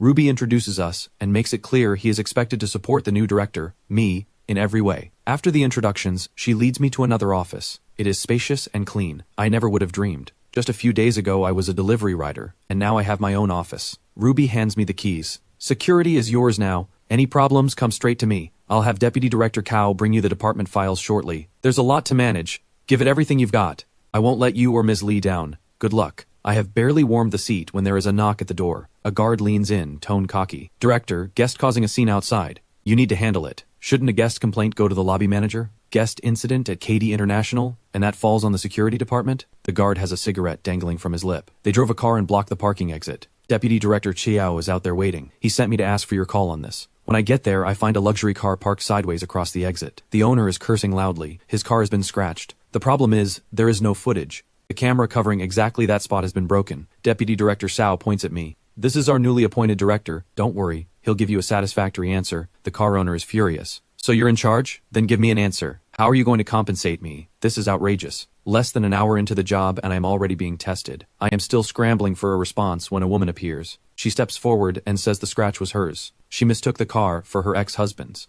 Just like that, my first crisis dissolves on its own. Deputy Director Sao can only stand there staring. I have barely made it back to my office when the company's acting general manager, Marcus Lee, strides in with Deputy Director Sao and another senior manager in tow. Marcus Lee glances at me, flat, without ceremony. Remove him. Put Wade Tao in as security director. I am stunned. I just started. Fortunately, Ruby and Sophia arrive right behind them. Ruby smiles. Someone the general manager personally placed? And you're removing them just like that? Is that really appropriate? The man in the suit looks mildly surprised. Sophia, you arranged this personally? Sophia keeps her composure. Security complaints have been piling up, so I stepped in and handled it myself. Any objections? Marcus Lee forces a smile. Of course not. But personnel changes at the director level should go through the board, shouldn't they? Sophia holds her ground. Does an internship placement also require a board vote? That seems excessive. There's time for a formal vote at the proper meeting. As for a deputy director who doesn't follow instructions, I'm starting to wonder if we need him at all. What do you think? Wade Sao flinches and looks to Marcus Lee. Ruby catches my eye, a quiet signal to stay quiet. Marcus Lee backtracks quickly. Let's hold off on any removals for now. The new director is still learning the ropes. Wade Sao can support him through the transition. Sophia turns to him. Your call then. One more chance for Wade Cao. Sophia and Ruby leave. On his way out, Marcus Lee fixes me with a long, cold look. I found out later that he is Sophia's half-brother. After Conrad Lee passed away, he left the company to his illegitimate daughter, Sophia. On the surface, Marcus Lee plays the loyal supporter.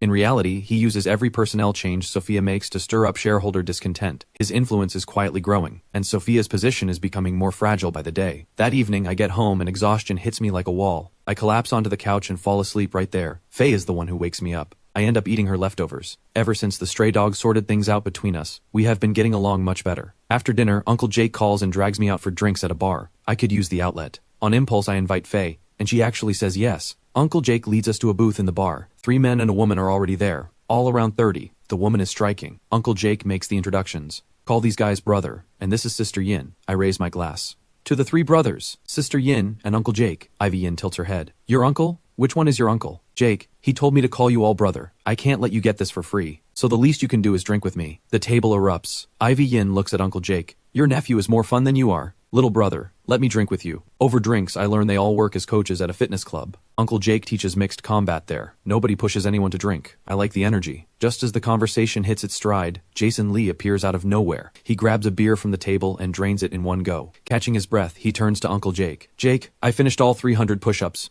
I blink. Jason picks up another beer and turns to me. Hey man, I owe you an apology. No hard feelings. That's how we met. I'll down this one. You drink whatever you want. He tips it back and finishes it. I look at Uncle Jake. He gives me a small, calm smile. He's one of my students, training mixed combat with me. Jason finishes a 3rd beer. I've never respected anyone, but I respect Jake. What happened before, that was all a misunderstanding. Don't let it sit with you. What's done is done. I slide a little closer to Faye and lift my glass. I'll drink to that. Jason finishes the 3rd bottle clean. During the conversation, I ask which department he works in at Katie. He shakes his head. I don't like being at Katie. And Sophia doesn't want me there either. Why? Isn't it your family's company? Sophia's the chairwoman and general manager. Jason exhales. I'm not afraid to admit it. I have never accomplished anything in my life. Dropped out before finishing high school. Just drifted. Then my mom passed away. Before she died, she told us our father was Conrad Lee. He was good to us, gave us a lot. Then at the start of this year, he died suddenly. He split the Katie shares 3 ways. Sophia, me, and our half-brother Marcus Lee. 1 share each, but he named Sophia as chairwoman. She asked me to come help. But after 1 week, I could see nobody there was being straight with anyone. I'm used to doing things at my own pace, and they used that against Sophia, so I quit. He gets more worked up as he talks. He picks up another bottle. You think I'm completely useless, don't you? I tap my bottle against his. Don't say that. The fact that you couldn't stomach all that scheming just means you're straightforward. I'd rather be friends with someone like that. I don't have much to offer, he says, thumping his chest. But I'm loyal. We met through a fight. From here on, anything you need, you say the word. Cheers. After we drink, I say, by the way, your sister just put me to work in Katie's security department. Jason's eyes go wide. Security? That's all Sophia's got for you? Come on. I'll talk to her tonight. Get you moved somewhere better. I chose it myself. You chose it? Out of every department in that hotel. Why security? I light a cigarette. There's nothing else I'm qualified for. Start from the bottom and work up. And honestly, your sister is already being more than generous. She made me director of the whole department. I'm not complaining. Jason lets out a short laugh. Real talk. Did someone give you trouble on day 1? If not, I'll drink 3 more bottles right now.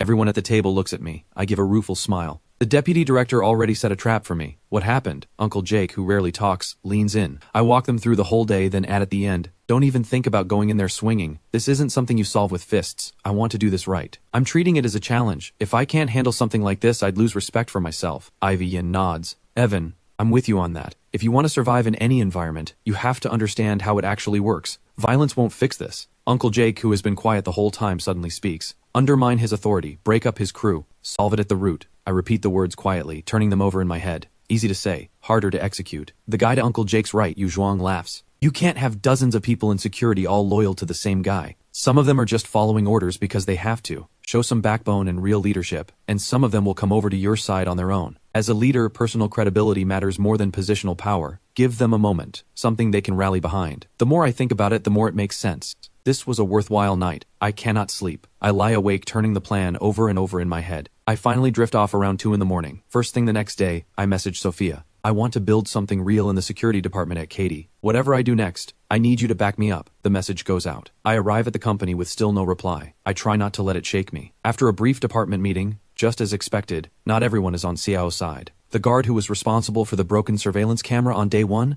I fire him. Wade Cao erupts. We have a loud argument. Not long after, someone from HR comes to find me. Marcus Lee is overruling the termination. Fortunately, Ruby shows up at exactly the right moment. She tells the HR representative, Ms. Lee's instructions, this is security's call to make. HR stays out of it. The HR rep looks uncomfortable. Once he is gone, Ruby smiles. You already see it, don't you? This isn't just about firing a guard. It's a power play. I breathe in slow. I know. Coming in on day 1 and cutting loyalists to build your own team. That move too fast and it creates enemies. But I'm with you. Ruby's phone rings. She answers, says a few words and hangs up. This just escalated. The board is using this to go after Sophia. She says get ready. She needs you. What happened? I ask if I am the one who caused this for Sophia. What does she need me to do? Ruby explains. Marcus Lee is angry that you terminated a longtime employee on your first day. He's using it as a pretext to call an emergency board meeting, to push Sophia out. Meeting is at 2 this afternoon. You triggered this. You have to be there. Whether this gets turned around is on you. I feel the nerves kick in. Shareholders care about one thing, profit. If you can bring most of them over to your side, Sophia is safe. But if you fail, Marcus Lee will move to install a new general manager, maybe even a new chairwoman. Sophia cannot lose control of Katie. I let that land. I breathe in deep. I'm getting ready now. Tell me when it's time. After Ruby leaves, I go out to buy tactical gear.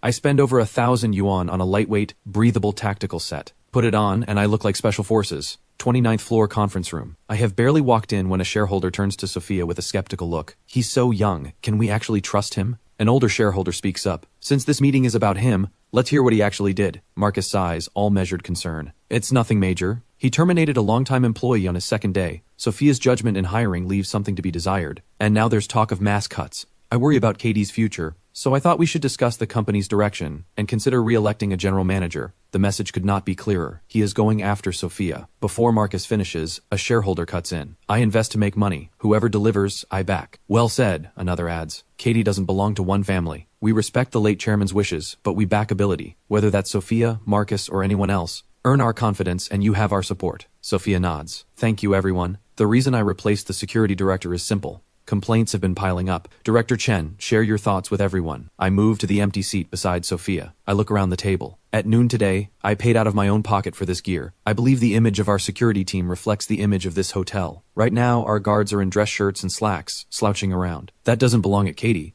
I plan to put every guard in tactical uniforms and build a daily training program. I'll lead by example, train alongside them. We build the image from the ground up. As for the termination, I walk them through what happened yesterday, quickly and clearly. Someone who cannot manage basic surveillance has no place in a security department. I am building an elite team. Dead weight will not be tolerated. I ask for your support. I am confident I can turn this department around. Thank you. Before the last word is out, an older shareholder starts clapping. Jason follows immediately. The rest of the room joins in. I give a brief bow. Please excuse me for a moment. Then I walk out. Back in my office, I find 6 or 7 letters on the floor, guards putting themselves forward for team leader. I am still reading through them when Sophia walks in, exhaustion written all over her face. The board meeting, everything okay? Sophia manages a thin, tired smile. The board is fine. They accepted your proposal. You have their support to run security, but they're only giving you a 1-month trial period. What you do with it is up to you. I keep my voice quiet. Thank you for giving me this chance. If I ever deliver food to you again, I promise I won't touch it. That earns me a massive eye roll. Sophia stays about 10 minutes. A few words of small talk, then she leaves. I sort through the letters, lock up the office, heart full of something that feels like fire. But I know the road ahead will not be easy. Back home that evening, Uncle Jake calls to check in. I tell him everything. He advises me to move fast, sideline Wade Sao immediately. Build up 3 team leaders as your own people. Give them real authority. He explains, you're new. You don't know the terrain yet. Give team leaders real power, and they'll actually care about the job. Uncle Jake's words click something into place. That night I draft a management plan. The next day at the office, I pick 3 team leaders. One of them is a guy named He Dazhuang, a former soldier. I like what I see in him. That afternoon, I call a full department meeting. Right in front of Wade Sao, I announce the 3 team leader appointments. I make clear that team members answer to their leaders without question, and that leaders are held to double the standard. Wade Sao erupts on the spot. Director Chen, do I even exist to you? Why wasn't I consulted on something this significant? Every guard in the room turns to me. I give a calm, easy smile. You're the deputy director. If you have concerns, you bring them to me first, not the other way around. Everyone, any issues at work or in your daily duties, take them to your team leader directly, or bring them to Deputy Director Sao. If neither can resolve it,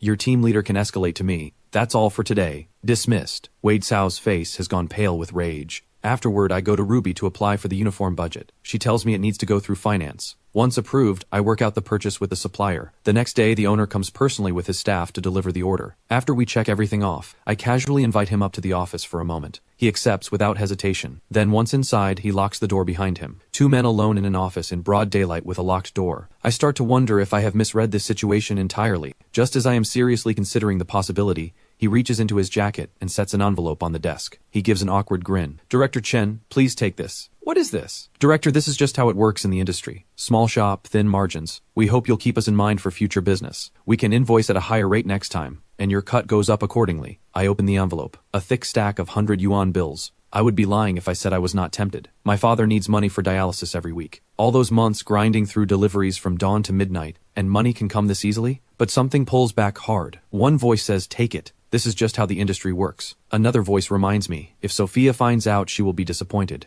After a long internal battle, I decide to turn the money over to finance. Earning trust is worth far more than 10,000 yuan. I am about to head out when team leader He Dazhuang calls. His group is assembled at the back lot of the hotel, ready for the first training session. I promised I would be there. I slide the envelope into my desk drawer for now and head down in full gear to train with them. Half an hour later, I drag myself back upstairs, worn through. I light a cigarette. One drag in. Something feels wrong. I pull open the drawer. The envelope is gone. I check both drawers twice. Nothing. The office door lock is intact. The windows have security grills. The only explanation, someone else has a key to this office. A cold chill runs down my spine. I call He Dazhuang immediately and tell him to pull the security footage, find out who entered this office in the last 30 minutes. But the office camera had been blocked with chewing gum months ago. In that 30-minute window, 6 or 7 people came through. All of them are suspects. Then Sophia sends me a video message. I open it, and my scalp goes numb. It is the entire exchange with the supplier. Every moment of it, every word of the conversation is clearly audible. My office has a hidden camera, and I had absolutely no idea. Then Ruby calls, and she is furious. "What is wrong with you? 3 days in and you're already taking kickbacks? If you were going to do it, at least be careful. Are you out of your mind? The video is already circulating in every department group chat. What is Sophia supposed to think of you now? Is there anything you even want to say for yourself?" I stand there, phone in hand, completely blindsided. "Ruby, listen to me. Ruby, please. I was going to hand it over to finance." Ruby lets out a cold laugh. "You really think I'm going to believe that?" I hear myself and realize how it sounds. If I were in her position, I would not believe it either. Money sitting in a drawer, and I was going to hand it in. She hangs up. I look at the video in the group chat and everything clicks into place. The office feels suffocating. I light a cigarette.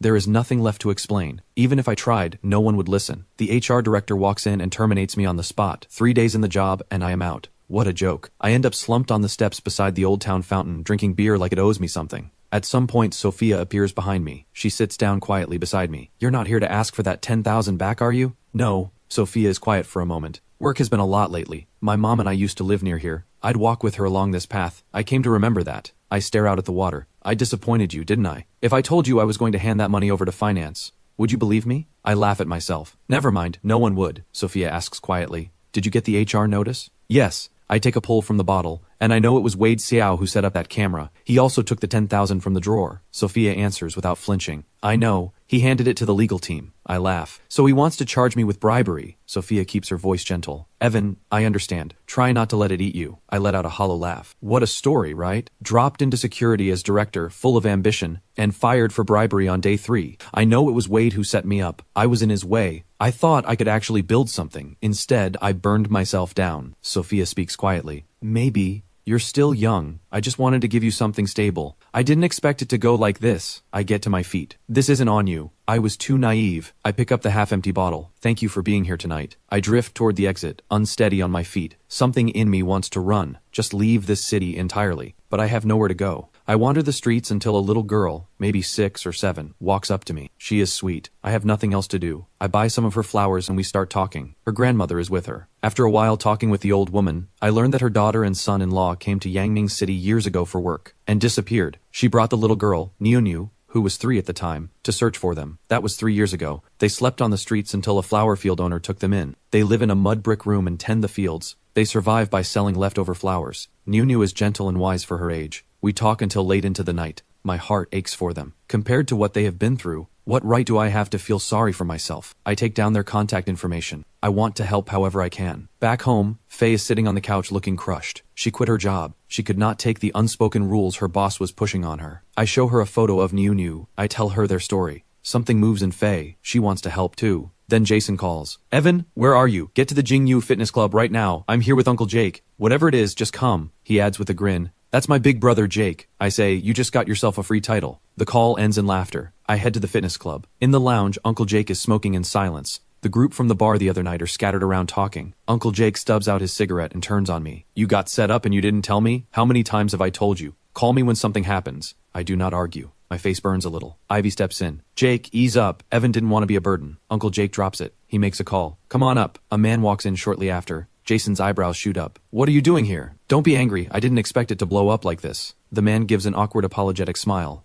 I look up. It is the supplier. He spots me and rushes over. "Director Chen, I am so sorry. I had no idea that one envelope would cause all of this." "Skip the apologies," Uncle Jake says flatly. "Let's fix it. Walk us through it." The supplier pulls out a USB drive and sets it on the table. WeChat records, chat logs, video, all on here. Jason brings over a laptop. I lean in, curious about what is on the drive. I open it, and I am completely stunned. I had no idea this was even possible. The first file is a 2-minute video. The supplier speaks directly to the camera. One day before the delivery, someone added me on WeChat and told me to bring 10,000 yuan as a kickback to Director Chen. If I refused, they would return the entire order. I assumed it was Director Chen using a different account, so I went along with it. Then he was fired, and I realized he had been set up. The WeChat account has since blocked me, but I have the screenshots. The video cuts to the chat screenshots. The last one shows the block confirmation. Jason points at the screen. That profile picture is Wade Cao's. He was framing you, Evan. Wade Cao cannot talk his way out of this one. You can go back to Katie whenever you want. I look at Uncle Jake. I know he put all of this together, but something in me has gone quiet.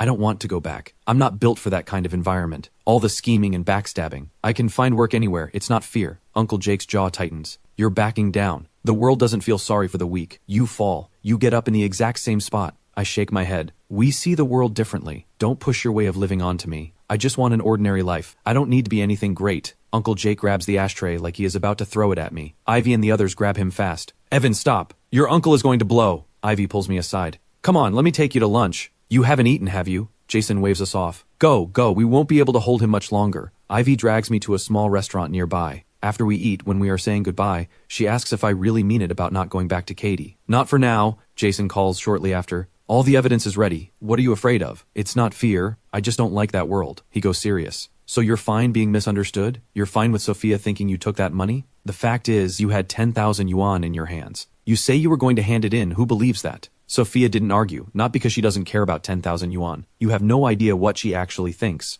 That stops me. I had never looked at it that way. He keeps going. My sister has it hard. Shareholders everywhere. Mark is coming at her from every angle. She needs people she can actually trust. Think about it. I'm waiting on your word. Wade has to go. He is a direct threat to her. I don't respond right away. I just say I need a few days. I want to figure out what kind of life I actually want. That evening, Faye and I take flyers printed with photos of Niu and her grandmother and go find them. We talk it through. Selling flowers can only do so much. The real goal is finding her parents. Faye crouches down and hands Niu a stack of flyers. Niu, tonight we give out flowers for free. All we ask is that people look at this flyer, take a photo and share it. And we'll take some photos of you too. Understand? Niu nods hard. After a full evening of effort, the results are visible. Strangers share the flyers on their own. They film Niu and her grandmother and post the videos online. Many people offer to donate money for Niu on the spot. Since the grandmother does not have a smartphone, Faye collects 3,000 yuan on her behalf and hands it over at the end of the night. We imagine the moment Niu finds her parents. Instead, what comes next hits like a thunderclap. A local lifestyle social media account publishes a piece. It flatly accuses Faye of bribing Niu and the grandmother to run a scam. Because Faye was the one handling the donations, the video clearly shows her face. I was standing at the edge of the frame, just a blurry outline. She becomes the target. People start digging up her identity online. They expose her name and work history. All I can do is stay beside Faye and keep telling her it will be okay. Faye presses her face into my shoulder, voice breaking. Evan, what is wrong with this world? Why is it so hard to just do something good? It's okay, I tell her. Let's go check on Niu and her grandmother. I want to make sure they're all right. The truth will come out. But the moment we step outside, we are hunted. People shout insults at us. Some get physical. I take the hits to shield Faye and end up with blood in my mouth. Faye breaks down completely. I'm done, she says through tears. Can we just go home?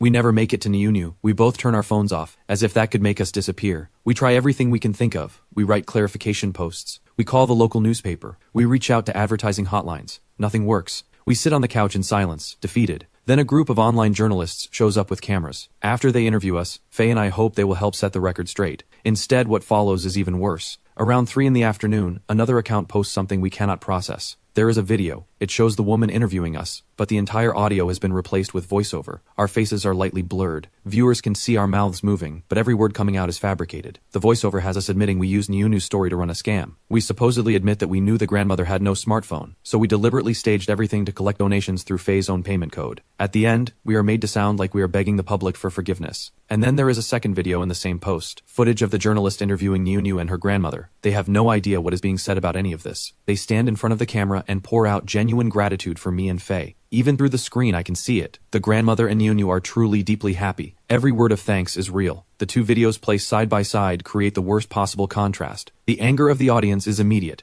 Shares keep climbing. The entire piece frames it as Faye and me secretly exploiting Niu and her grandmother's story for personal gain. What hits hardest is the scale. The account has over 300,000 followers. In just over an hour, 100,000 views, 100,000 shares. The comments are vile. Faye's tears fall without stopping. She sits beside me, hollow. Evan, Can you tell me what is wrong with this world? Why are they doing this to us? What did we even do wrong? I have no answer. I pull her close and hold her. Wait, just wait, it will get better. Faye says softly, I'm tired. I just want to sleep for a bit. I watch her walk into her room. Her back looks so alone. Ivy calls to check on me, says Uncle Jake is already looking into it. The account called Local Matters is being run by someone right here in Yangming City. They use Niunu's story to chase clicks and grow their following. What no one expected, what none of us could have imagined, is that Faye ends her pain in the most final way possible. By the time the police break down the door, I find a letter in Faye's room. I reach for it, but the police seal it in an evidence bag before I can read it. I am taken to a separate room as a person of interest. I tell them everything, from the day I met Faye to everything that led to this moment. 2 hours pass without my noticing. During that time, one of the officers gives me his entire pack of cigarettes. Someone brings me a bottle of water. When I get to explaining why Faye jumped, I break down more than once. The female officer taking the statement has tears running down her face. I am not trying to make it dramatic. This is just what happened. The officer, Officer Chin Mu, slides the completed statement across to me. Her voice catches. Take a look. If everything is accurate, sign at the bottom. I do not read it carefully. I just sign. Then I look the officer in the eye. The account called Local Matters drove Faye to this. The people running it bear direct responsibility. Please, clear her name. Officer Chin nods. Then she takes out her own phone and holds it out to me. We cannot release the original letter to you yet, but I photographed it, so you can read it. I take the phone. I read, and I learned for the first time how much Faye had already lost before any of this. Her father left for another woman. Her mother could not go on and passed away. At 16, Faye was completely alone in the world. By the time I finish reading, I cannot speak. I put my face down on the desk and cry without stopping. The phone slips from my hand and hits the floor. I do not even notice. Officer Chin picks it up and puts a hand on my shoulder. I promise you, I will find the people running both of those accounts. I will get her justice. I snap. Justice? What does that word even mean right now? She's gone. Where was justice when she needed it? I catch myself. I go quiet. Then I look at Officer Chin. I want to see Faye. Where is she? Trust me, she would not want you to see her like that. Let her stay beautiful in your memory. She shifts forward. Let's go do something instead. You said a journalist came to your place today. I can help you find the person behind the account. With a few keystrokes, she pulls it up. The registered name on the account is Drake Zhu, the same person who came to interview me and Faye. Officer Chin keeps digging. She traces Local Matters to an advertising company. The registered legal representative of that company is a woman named Irene. We run Irene through the police database. The face that comes up on the screen is the woman who came to our apartment today. If I had not held myself back right then, I would have put my fist through the monitor. Officer Chin makes a call. After confirming their license plate and current location, I pass everything to Uncle Jake. Then Officer Chin and I head there ourselves. I did not expect Officer Chin to do any of this. She says Faye was a genuinely kind person, and she cannot stand the thought of her being remembered as something she was not. On the way there, Officer Chin says to me, when we get there, hold me back if you need to. I'm a little worried about what I might do. That surprises me more than I can say. Half an hour later, we find Irene's car outside a bar called Starlight. We are still looking for parking when Irene and Drake Zhu walk out. My first instinct is to grab Officer Chin's arm. Stop the car. They're right there. Officer Chin is calmer than I am. Why are we stopping? Drive straight up and block them. You afraid they'll run? Officer Chin floors it toward their car. Then 2 blinding beams of light hit us head on. Full high beams, the kind that make it impossible to see. Then the roar of an engine. Then a sharp hard brake. A scream. Then the blinding car tears past us and vanishes. The whole thing takes 10 seconds. When our eyes adjust, Irene and Drake Zhu are gone. Officer Chin and I both freeze. 2 people, vanished. Officer Chin slams into reverse to go after the car that just flew past us. By the time she turns around, there are not even taillights to chase. We get out of the car and find 2 bodies on the ground. Drake Zhu is on the ground near the curb, barely conscious. Irene is completely unconscious. The whole thing was witnessed by bystanders, and the driver just sped off. I never imagined Uncle Jake would do it like this. The shock hits me hard, but I know one thing. This does not balance out what happened to Faye. Nothing does. Then Officer Chin turns to me and asks to see my phone. She thinks I arranged this. I press my hand over my pocket. You don't have the right to search my personal belongings. A phone is private. We are still arguing when a familiar voice cuts through. Both Officer Chin and I turn at the same moment. Sophia is standing there with several people. She speaks to Officer Chin with careful politeness. I'm Sophia Lee, General Manager of Katy International Hotel. Evan is one of our people. I need to bring him back to the company. There are matters that require his attention. Officer Chin squares her shoulders. He is currently a person of interest. He comes back to the station with me. Sophia's mouth curves slightly. Can a person of interest just be removed from custody at will? And who exactly are you? Officer Chin realizes immediately that Sophia is pushing back on purpose. She shifts her tone. I am acting under orders from my superiors. You can verify my credentials. I am a police officer. Sophia does not blink. What right does a police officer have to detain a citizen without due process? Citizens have rights. I suggest you speak with our company's legal counsel first. Officer Chin cannot find a response. This is the first time I have seen Sophia like this. Jason had said once that his sister never lets her emotions show, that she runs deep. Today I understand what he meant. Next to Sophia, Officer Chin looks young. She has heart, genuine fearless heart, but no armor. Sophia glances at me. Evan, come with me for now. Any issues, the company's lawyers will handle it.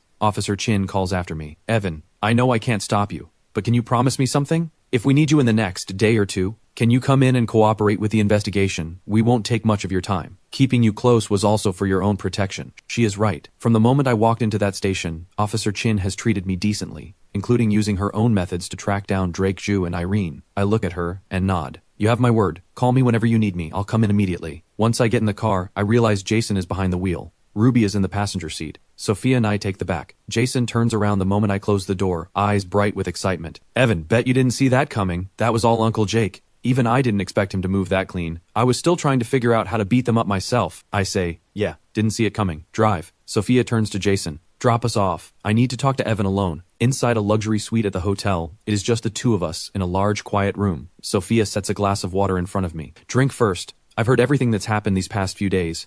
I'm going to use every connection I have to clear your name. I stare out the window. It doesn't matter anymore. Even if everyone realizes they were wrong, it's already too late for Faye. I let out a hollow, bitter laugh. I've stopped caring about a lot of things. What does it matter if people misunderstand me? Sophia looks at me. Evan, don't do this. I know how much pain you're in right now. If it were me, I would be devastated too. But please, hold on. I don't know how to say the right thing right now. But whatever happens, I'm here. I look at her. Why do you keep helping me? We barely know each other. Sophia shakes her head. I don't know either. Maybe it's because something about you feels familiar. She moves toward the door. Rest here tonight. I have an early meeting tomorrow. Get some sleep. I watch Sophia leave. I take out my phone and delete a few messages between me and Uncle Jake. Then I lie down and try to sleep. But sleep will not come. I decide to just go home. When I get there, Faye's door has been sealed with police tape. I find a bag of rice in the kitchen, pour some into a bowl, stick 3 cigarettes in it, and leave it outside her door. Late that night, Officer Chin calls. Drake Zhu filed a report. He suspects you arranged the accident. I need you to come in. I laugh. I was in your car when it happened. You were driving. What exactly is there to investigate? Officer Chin snaps back.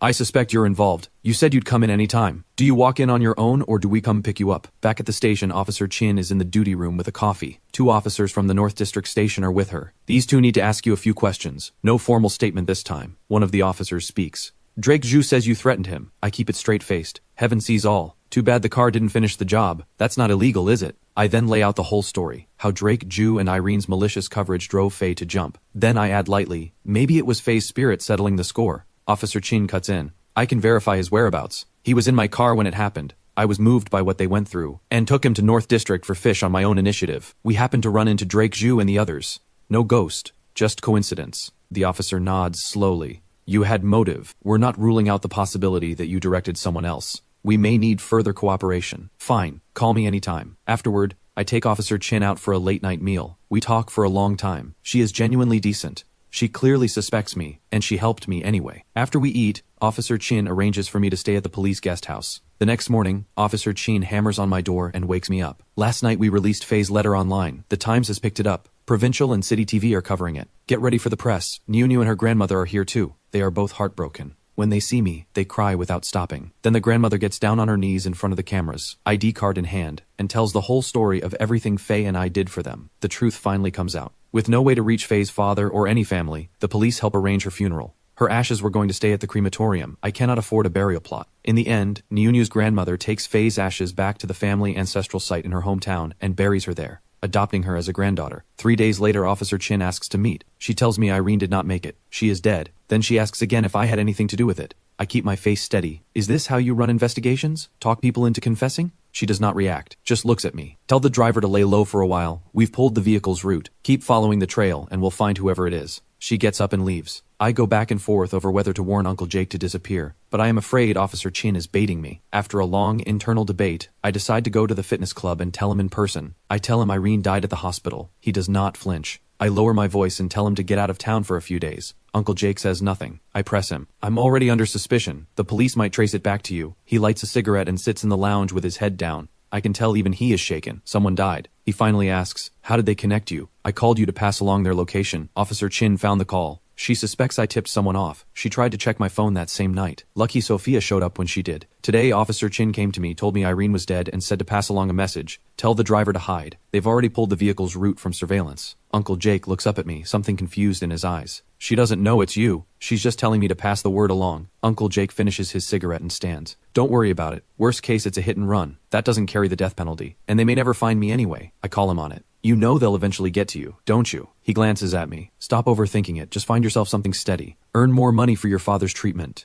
I wired 5,000 home 2 days ago. If something happens to me, the weight of this family falls entirely on you. Watching his back as he tries to seem unbothered, something rises in my chest that I have to fight down. Life has never been gentle with anyone, but we still clench our teeth and push through. Uncle Jake says, hold it together, act like a man, getting teary-eyed over nothing. What's the point? The car I used had fake plates. I had a mask on. Depends entirely on whether that little officer, Chinmu, decides to dig further. Right now she's the only one who can connect the dots back to you tipping someone off. How likely do you think she is to follow through? I don't know. I light a cigarette. I take a slow drag. I haven't known her long, but she has a strong sense of right and wrong. She says what she thinks. Uncle Jake goes quiet for a moment. Then he gets up. Go on. And call your parents when you can. His voice is easy and calm, but to me it sounds like a man putting his affairs in order. That same day, Officer Chin calls. They have found Nyunyu's father. The bad news, he is refusing to acknowledge Nyunyu as his daughter. Nyunyu's mother is still missing. We've asked everyone to come in. I'm worried things might get messy. Come if you can. You deserve to be there more than anyone. Half an hour later, I arrive at the station. A red luxury car is parked outside. Officer Chin nods at it. That's Damien's car, Nyunyu's father. I stare at it. How does a man who drives something like that let his daughter live like that? It's complicated. The commissioner is working on him now. Officer Chin adds, the officers picking up Nyunyu and her grandmother are almost here. Let's wait in the director's office. What happens next, none of us expect. When Nyunyu and her grandmother arrive, Damien is ice cold. The grandmother looks at him. Where is Lana? Where is my daughter? Damien lets out a quiet sigh. Auntie, Lana and I divorced 3 years ago. Did you not know?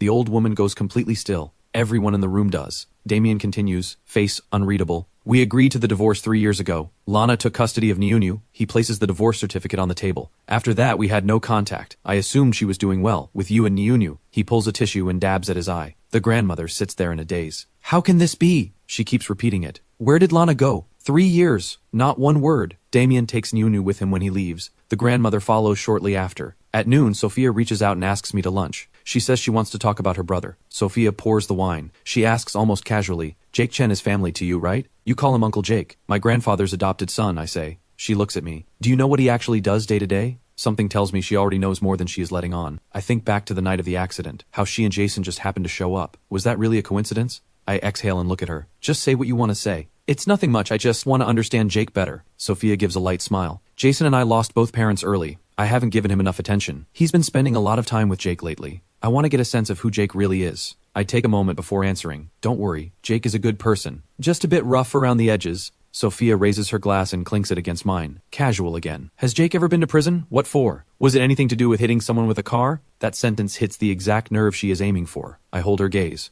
She holds mine without flinching. Her eyes are pressing me to confess. I reach for a cigarette and take my time lighting it, just to breathe. Yes, he has been inside. More than once, he was a regular at the station back in school. A few years ago, he got 6 months for fighting. Never heard of him going in for a car accident. Sophia smoothly changes the subject. Try the fish. It's really good here. She pauses, then adds, Jason is my only family. I don't want him getting into trouble. Can you say something to Jake? Ask him not to bring Jason along when he does things. I look down. I understand. I do not want to look at her face right now. That face, beautiful as it is, feels unfamiliar to me in this moment. Evan, you still haven't found work, have you? Do you want to come back to Katie? No need. I cut her off. After everything with Faye, the landlord took the apartment back. I need to find somewhere to stay first, then look for work nearby. The whole meal feels heavy. Afterward, I turn down the offer of a car and call Uncle Jake. I ask how many people knew about the accident that night, and why Jason and Sophia happened to be in the area. Uncle Jake is reluctant at first. I push until he tells me the truth. When I called him that night, he was training with Jason. When he left to handle things, Jason followed him in his car without him knowing. By the time they reached North District, Jason lost him. While driving around looking, he stumbled onto the accident scene. Sophia had come to pick Jason up for dinner and saw it too. She must have pieced it together long ago. She just never said anything. I realize Sophia knows. But she is not Officer Chin. She does not have that burning need to make things right through the system. She just does not want Jake pulling Jason into things he should not be part of. So I am not worried she will report anything. That afternoon, with Leo's help, I move into a room above a bar in Gwandu Old Town. There is a small courtyard, out back. A winding staircase leads up from the bar's back door. The landlord goes by Old Joe. The bar downstairs is his too, but barely getting by. I have just showered and about to rest when an unknown number calls. Police. They want me to come in again. Still about the accident. At the North District Station, an officer pulls out Drake Zhu's report. You made threatening remarks to Drake Zhu at the scene. I admit it without hesitation. He maliciously defamed me and Faye. The accident was just physical damage. He destroyed our reputations. He damaged something deeper than the body. Saying something harsh to him was the least I could do. How soon after the accident did you reach the scene? 1 minute? 2? Hard to say. I heard commotion and went to look. Where were you before the incident? In Officer Chin's car. We were looking for parking nearby. Why were you in that area? After Faye jumped, Officer Chin said I shouldn't see the body. She took me out for barbecue to take my mind off things. So at the time of the incident, you were with Officer Chin. She was driving, you were in the car. That's right. The officer murmurs something to a colleague, then stands. Thank you for your cooperation. Stay in contact. I walk out of the station. I do not leave right away. Something tells me Officer Chin will show up. Half an hour later, sure enough, her car pulls in. I step into the shadows. Then I look up and realize cameras are covering the entire area. My stomach drops. My mind goes blank. Do I step out and face Officer Chin, or stay hidden? A few seconds pass. I decide to stay out of sight. If I walk up to her now, the officers inside will assume we coordinated our stories. And if they pull the footage, they will see I never actually left. I watch Officer Chin walk through the door. I pray she does not say the wrong thing. My heart is hammering. If our stories about why we were in North District do not line up, everything falls apart. I even think about running, but there is nowhere to go. 40 minutes later, Officer Chin comes out. My phone rings immediately. I go first. I saw you. I was in the parking area. You didn't leave. I figured they'd call you in too, so I waited. You've got a guilty conscience. What do I have to feel guilty about? I was just curious. Stop talking. Wait at the next corner. I'll come pick you up. She hangs up. I am guilty, but I refuse to show it in front of her. On the way to the corner, I grab 2 cans of cola, something to redirect her attention. A few minutes later, Officer Chin pulls up. I breathe in deep. I get in. I hand her a can. I know you prefer cola, right? Officer Chin rolls her eyes. She takes it. You needed to psych yourself up just to get in my car. That's what a guilty conscience looks like. I have no comeback. A detective's instincts really are something else. Fine. You caught me. I play it steady. Girls who are too perceptive cause problems. I read a story the other day. A man had lipstick on his collar. Wife made him kneel on a keyboard. Turns out it was from the bus. Completely innocent. Life is cruel. She is not amused. Stop changing the subject. Why are you nervous? I'm not. Officer Chin is impossible to fool. She lets out a cold laugh. When they took my statement, they asked why I went to North District. They asked you the same thing, didn't they? What did you tell them? I asked too fast. She raises an eyebrow. And you're not nervous? You made a 3-minute call to a number ending in 4400. I found it. You investigated me? She raises her voice. Obviously. How else am I supposed to cover myself? You think just because you deny it, I know nothing? That's Uncle Jake's number. Something terrible happened. Of course I called him. I raise my voice to cover the nerves. Officer Chin gives me a contemptuous look. If I actually wanted to nail you, I would have verified the registered owner already. They asked why I went to North District. I said food. I told them I suggested it. Did they ask what you ate? Yes. I said I couldn't remember exactly what. Just that the food there is good. I let out a breath. Lucky I said barbecue to take my mind off things. Officer Chin smiles, satisfied. So that's an admission. Don't try to trap me. Her smile gets wider. Evan, stop lying to me. Yes, I'm a police officer, but my sense of justice is built on morality, not law. Drake Zhu and Irene got what they deserved. Built their success on other people's suffering. Alive, they would have hurt more people. I have to rethink everything I thought I knew about Officer Chin. Her words genuinely move me. Then she shifts. I may need your help soon. I've been looking into Damien and the missing Lana. A lot doesn't add up. The divorce, the disappearance, all of it is suspicious. Damien's current wife, Diana, is Katie's chief financial officer. You know Katie's general manager. Can you look into her from the inside? Work history, marriage background? If it's too much trouble, forget I asked. No, I'll do it. Wait for my message. It shouldn't be hard. With the accident still unresolved, I am not in any state to job hunt. Whenever old Joe needs an extra hand at the bar, I help out and pocket a little spending money. The next day I reach out to Sophia and ask her to meet. I plan to bring up Diana. You know about Niu, right? Her biological father, Damien. He's Diana's current husband. Sophia frowns. What does that have to do with Niu? 3 years ago, Damien and his wife Lana came to Yangming City for work. After the divorce was finalized, Lana disappeared. Damien says she ran off with a wealthy man and only wanted Niu. Sophia's brow furrows. You're saying Lana had already decided to leave, used a property transaction as a pretext to finalize the divorce, then vanished? I blink. Sophia heard something I had not even said. Women really do pick up on things. Something like that, I say, pouring my coffee. Damien disappears for 3 years and shows back up driving a luxury car. His rise has to be connected to Diana. She's your company's CFO. Doesn't that feel suspicious? We can't jump to conclusions about abuse of power. That's too hasty. We won't know until we look. I keep my voice steady. My reasons for looking into them go beyond Diana. Lana has been missing for 3 years. What mother goes 3 years without contacting her daughter and her own mother? Niu's story was everywhere online recently. There's no way she missed it, if she's alive. Sophia sips her wine. I understand what you're saying. How do you want me to help? She looks at me. Evan, I know what you're thinking. She says it without fuss. The company is in a messy state right now. Marcus and I keep up appearances, but we're completely at odds. The power struggle is real. My father didn't leave the company to me just out of guilt. Marcus has serious character problems. He keeps a mistress. He gambles. The shareholders know. Lately complaints have been climbing. Supply quality is falling. Marcus handles procurement. Diana controls finance. You want to look into Diana? I support it. I need the financial records from the past few months. Every transaction. I'll send them to you privately. Every major expenditure goes through Diana. Finance keeps records on everything. They're just spread across different departments. Give me 3 months then. I pause. I take a sip of coffee. Honestly, I think Damien killed Niu's mother. Sophia gives a small nod. Look into it. I'm with you. She adds, you actually did a solid job with the security department before. The team's image improved noticeably. It's a shame you left the way you did. Jason told you the same thing, I'm sure. I shake my head with a thin smile. That kind of environment isn't for me. Every workplace is like that, she says. It just depends on how you choose to see it. She makes her point. There is no conflict-free team. Wherever people interact, friction follows, and pressure always finds a way out. We talk for a long time. She has a sharp, distinctive way of looking at things, especially when it comes to running a company. The fact that she holds the shareholders' confidence has nothing to do with who her father was. The next morning, Sophia sends an email. Inside are 3 months of Katie's financial records. Total transactions approaching 200 million yuan. Monthly net profit around 30 million. Daily revenue over 1 million. She follows up with a separate message. This cannot be shared widely. You understand. If this gets out, I'm in trouble. I contact Officer Chin. I have 3 months of Katie's financial records. Every transaction confirmed by Diana. Useful? This is incredible. Send it now. I'll look immediately. Officer Chin's excitement comes through clearly. Wait. These records are for your eyes only. If this gets around, whoever provided it will be exposed. She helped because she cares about Niu. We can't do that to her. Understood. I know how to handle it. Let's meet at lunch. We'll go through it together. I hang up. I forward the email. Officer Chin operates above and beyond what her badge requires. She does not follow the rulebook, but she never crosses a moral line. I trust her. At lunch, she tells me she found something in the records. Every month, tens of millions of yuan going toward alcohol, cigarettes, and other consumables. Officer Chin pauses for effect. Guess what else I found? What? Katie's alcohol and cigarette supplier, same company, every time. The person behind it is Damien. I instantly understand why he came after me. But Officer Chin is not done. She opens her notebook. Damien has several companies registered under his name.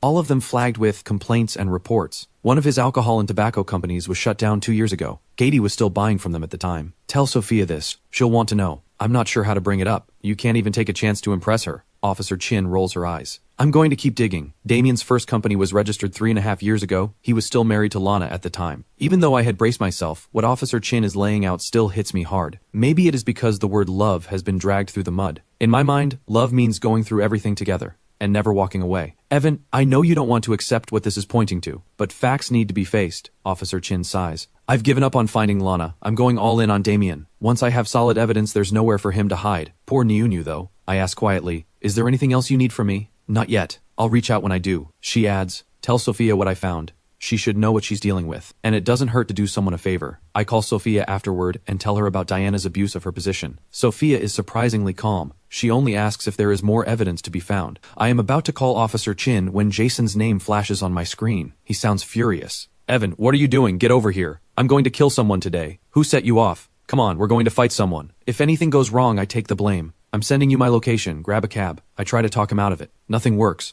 I rush over. When I arrive, a few guys around Jason's age are already waiting. He hands me a steel pipe. Those guys are inside the bar. They're waiting for someone. Once they get here, we go in and we don't hold back. This thing won't kill anyone. I weigh the pipe in my hand. It's light, barely enough to do damage. Jason, what is actually going on? Can this not be resolved some other way? He is firm. We're doing this. I cannot push anymore. A few minutes later, the target arrives. The 6 of us walk into the bar together. It is 8 or 9 at night in the university district. The bar is packed. The moment we walk in, every head turns. A table in the corner, 4 guys, 3 girls, gets to their feet. That's them. Go! Jason charges in first, shouting. We follow with the pipes. The fight is one-sided from the start. The outcome is just as predictable. Local officers show up and haul us all away. We sit handcuffed in a row in the interrogation room. Jason had sworn he would take the fall if anything went wrong.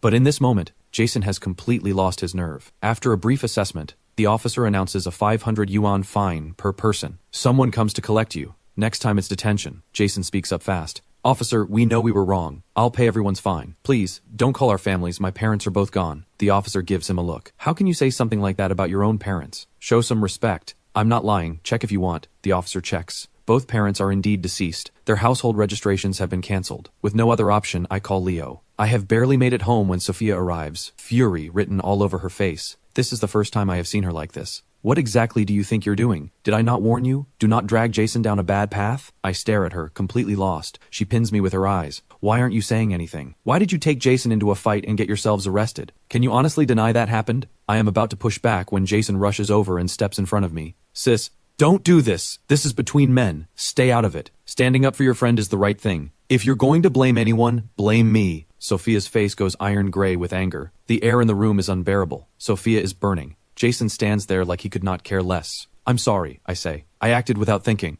I shouldn't have brought Jason along. I apologize. It won't happen again. Jason looks at me with something close to awe and just says my name. Evan. Then Sophia's voice rises. I'm asking you and everyone around you to stay away from my brother. You are not fit to be his friend. She grabs Jason by the arm and warns him not to see us again. Jason shakes her off. Sis, you've gone too far. How can you say that about him? I can see where this is heading. If they keep going, Jason will blurt out everything. I step in quickly. Jason, don't fight with your sister. Listen to her. Go home. Evan, I raise my hand. Go. 2 days later, Officer Chin delivers a second round of investigation findings. I am stunned. She has tracked down every company registered under Damien's name, including ones registered under relatives. All shell companies, every one of them dealing in hotel supplies. With Diana's help, Damien has been selling cheap goods to Katie at inflated prices. Each company runs one transaction, takes the money and vanishes. By the time Katie realizes the quality is wrong, there's no one left to find. They are forced to reorder at full price, and his next shell company is already ready to do it all again. You owe me a meal, don't you? Officer Chin looks at me with satisfaction. Take this to Sophia. She'll owe you one. What do you want to eat? Skip the meal. Help me with something in a few days.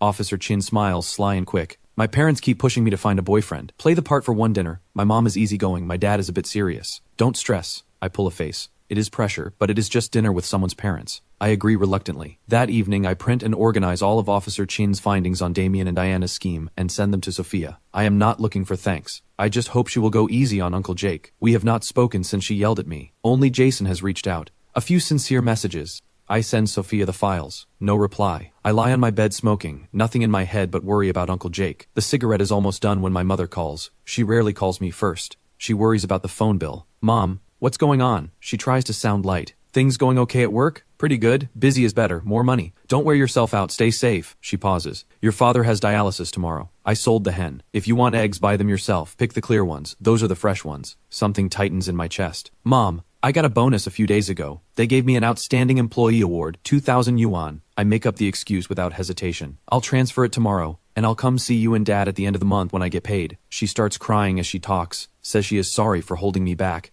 that I deserve better. My chest gets heavier. Afterward, I head to the fitness club to find Uncle Jake and mooch a meal. Jason is there every day now. He is looking stronger and stronger. When he sees me, he insists on taking everyone to a bar. Ivy says bars are too loud and suggests roadside barbecue and beers instead. At the night market stall, 7 or 8 of us order 2 cases of beer. We are halfway through eating when more than 20 people with clubs and bats close in around us. Leading them is the guy from the university bar fight. Everyone else, step aside. I'm here for him. He points at Jason. Every eye at our table goes to Uncle Jake. Jason stands up. Trying to scare me with numbers? Come at me one-on-one. The guy laughs. That's exactly the point. Numbers win. Anyone who wants to get involved better think twice. Uncle Jake stands slowly. Take a step back. Whatever this is, let's settle it with drinks. Sound good? The guy walks up to the table. He pours a glass of beer. He smirks at Jason. Kneel down and drink this. Then we're done. Jason explodes with curses. He throws the beer straight in the guy's face. Jason grabs a bottle to follow up. Their side raises their clubs. The fight is a breath away. Then Jason falters. He cannot bring himself to move. The guy, Tate Duan,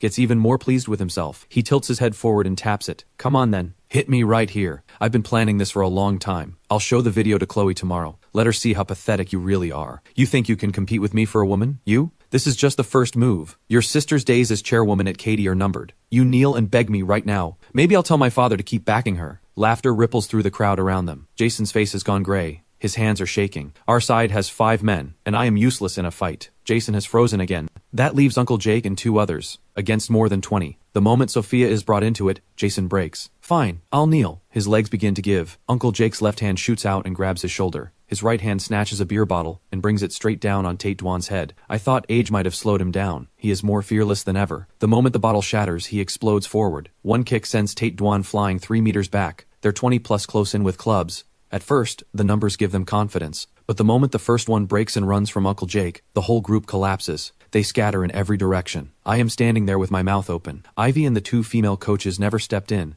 Not to fight and not to stop it. They only hand out napkins once the other side is gone. Jason's face is caught between relief and dread. Tate Dwan is the son of a Katie shareholder. Jason had been willing to kneel because he was afraid of what this would do to Sophia. A fight like this, we're going to get picked up. Uncle Jake, let's go. I'm staying to wait for the police. Jason steps forward. Jake, I take the blame for this. Ivy grabs Uncle Jake's arm. Jake, go, now. Everyone knows Uncle Jake cannot afford to walk into a police station right now. Uncle Jake puts a cigarette between his lips. It's fine. Jason and I stay. Everyone else go. Evan, you too, go. Don't give your parents something to worry about. He waves me off, impatient. Go. Ivy pulls me into a cab. We end up at Deechun Garden in Century City, a high-end residential complex, nothing like Spring Garden apartments. At Ivy's standalone villa, I see the black car in the garage. Something about it feels like bad luck. Upstairs, Uncle Jake's things are everywhere. It is clear they have been living together for a while. Deep in the night, I wrap a scarf around my face, get in the black car, and drive straight to an abandoned bunker. I release the handbrake and give it a push. The car slides slowly into the water. The depth here is more than enough to swallow it whole. I get back at 3 in the morning. Ivy is still in the living room waiting. How'd it go? Anyone see you? She asks with real worry. I shake my head. Has Jake been in touch? You're worried about the accident too, aren't you? Ivy nods. I have a bad feeling. Like something is about to happen. After a sleepless, restless night, the next morning Ivy takes me to the station. She plans to claim family status and get Uncle Jake released. But the officer tells us Jason has already been bailed out by family, fine and compensation paid. Uncle Jake, however, has been taken in for questioning in connection with the car accident from 2 weeks ago. My stomach drops. Why have they suddenly connected the accident to Uncle Jake? I call Jason 3 times in a row, all 3 times, switched off. Ivy stands beside me. Jason said his only family is his sister. You know her. Call and find out what's happening. We can't just stand here. Her voice is calmer than before. Whatever it is, we face it, and we figure it out. I call Sophia. First call, no answer. Second call, Ruby picks up. Please stop calling Ms. Lee. She doesn't want to talk to you. I'm not trying to bother her. I just need to know about Jason. Why is he out when Uncle Jake has been pulled into something else? Before Ruby can say more, Sophia takes the phone. I warned you. Don't let Jake drag Jason into trouble. Since none of you listened, I handled it my own way. She hangs up. I curse at the dead phone. It changes nothing. Ivy grabs my arm. What happened? I tell her what I suspect, that Sophia reported Uncle Jake for the accident. This is serious. I dial a 3rd time while I talk. Sophia does not answer. Ivy says, I'll figure something out. She leaves on her own. Deep down, I already know the answer, but I hold on to a sliver of hope and decide to go to Katie and ask in person. I slip into Katie's staff elevator like I belong there. I push open Sophia's office door and go straight to her desk. I put my hand on it.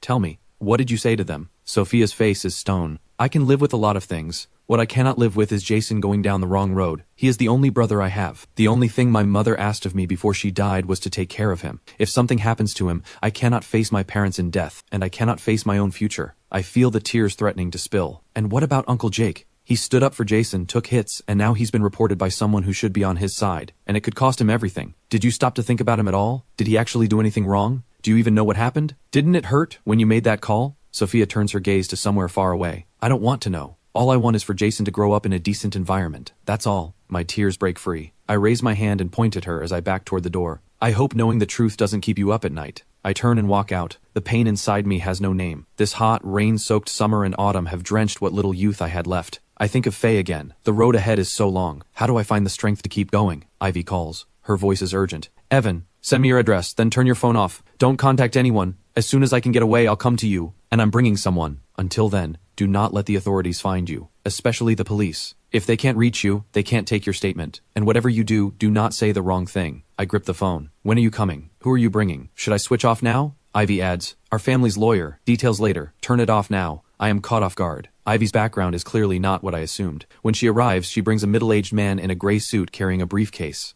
Ivy says, this is lawyer Joe Guofa. Just call him Uncle Joe. You can trust him completely. Uncle Joe, thank you for coming. We're practically family. No need for that. He sits down. I need to know everything, all of it, so we can prepare for whatever comes next. The night of the accident, did you call Jake? I nod. I told him where they would be. I only wanted him to rough them up. I didn't think he would. Before I can finish, lawyer Joe raises his hand. Slow down. The question is, did you call Jake that night, and what was said? Do you know how to answer that now? It lands. Did Jake actually drive that car into them? Did you see it with your own eyes? He presses. I shake my head. You didn't see it, and no one told you directly. So what basis do you have for assuming it was him? Being near a scene doesn't mean involvement. You don't actually know where Jake was that night. You two didn't meet up. Isn't that right, Evan? An accusation without evidence doesn't hold. Ivy adds from the side. Uncle Joe has been practicing for over 20 years. 99% win rate. With him here, Jake will be cleared. You just have to stay steady. I nod hard. I understand. I know what to say and what to leave out. We are halfway through dinner when the police come to the door. No need to guess what it is about. During the statement, the officer says, "I don't think I need to explain why you're here. Cooperate and it goes easier for you. Resist and it goes harder. Your associates have already talked. Think carefully. Everything I have to say I've already said in previous statements. Nothing to add. Don't be stubborn. I haven't done anything. I don't need leniency. I hold to exactly what Lawyer Joe told me. The officers get nothing useful. They tell me to keep my phone on. By the time I leave, it is dark. My mind is nothing but anxiety. If both Uncle Jake and I end up inside, who pays for my father's dialysis? The weight on my shoulders is cutting off my air." The next day, Jason, who has been unreachable for 2 days, suddenly appears in front of me. He drops to his knees and cries as he tries to explain. I pull him up. "I know who you are. This isn't really on you. Don't carry it. Evan, please forgive my sister. She is terrified for me. She's scared Jake would pull me the wrong way. What I didn't expect was her locking me up for 2 days. I just had a huge fight with her. Take me with you. I want to stay with you. I can't go back and face her." I put a hand on his shoulder. I ask him to arrange a meeting with Sophia, to get everything out in the open. In the living room of their home, Sophia is already there waiting. A fruit plate and coffee sit on the table. "Evan, sit wherever," Jason says. I take the seat across from Sophia. I say nothing and just look at her. She carries guilt on her face. "I'm sorry. Jason told me everything, the full story. I didn't know," Jason adds from the side. "Tate Dwan is the son of a major Katie shareholder. We both like Chloe. The bar fight the other time, that was about her too. His father threatened me, cause any more trouble, and he pulls his support. So Tate Dwan got bolder and bolder. He took Chloe from me, then showed up with 20 people to make me kneel. It was Jake who stood up for me. I owe him more than I can say." I let out a slow breath. Enough. Apologies don't fix what's already happened. I look at Sophia. What's done can't be undone. A formal report with your name on it is not a small thing. Jake was already under suspicion. If they convict him, that's intentional homicide with a hit and run on top. Something in my chest aches as I say it. Sophia's face has gone dark. She murmurs, barely audible, "I'm sorry." I light a cigarette. A life for a life. He could get the death penalty, suspended execution, life sentence.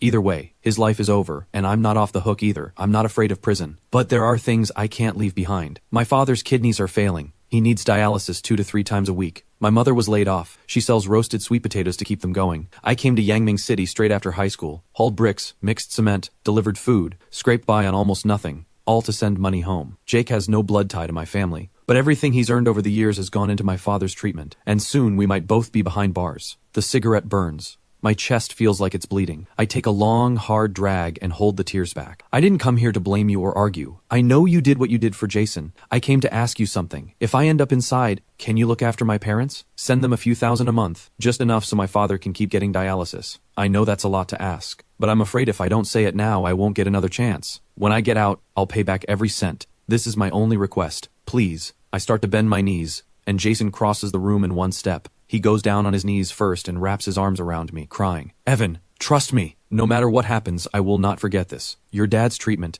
I'm holding on to that. Even if I give up smoking, drinking, going out, I will make sure he has money for his treatment. I can make this call. From today, your parents are my parents. You are my brother for life." Sophia rises from the sofa. As she leaves, her eyes are red. She tries to hide it. I still see it. I believe Jason's promise. A few thousand means nothing to him. That same night, he insists on coming to meet my parents. I think maybe I will be arrested soon. Better to do this now. We drive through the night to my hometown. We take Sophia's car. It was a gift from Tate Dwan's father, a Katie shareholder. He wanted his son to marry Sophia and absorb her shares into the Dwan family. Jason talks a lot on the drive. He and Sophia only inherited Katie's shares. Their grandfather left all the property and savings to Marcus. The two of them do not have much liquid cash, but Sophia is sharp with money. She took the allowance their grandfather quietly gave her and built it up in the stock market. That is also why their grandfather named her chairwoman. The drive takes over 4 hours. We arrive just past 1 in the morning and check into a hotel. Jason cannot understand why we don't just go straight to the house. My dad's asleep by now. My mom sells on the street all day and still comes home to care for him. Let her sleep. I do not sleep well. I spend the night turning over how to explain everything to my parents. Early the next morning, we go out and buy apples, watermelon, and 2 pounds of minced pork. My mother is at the corner with her sweet potato cart.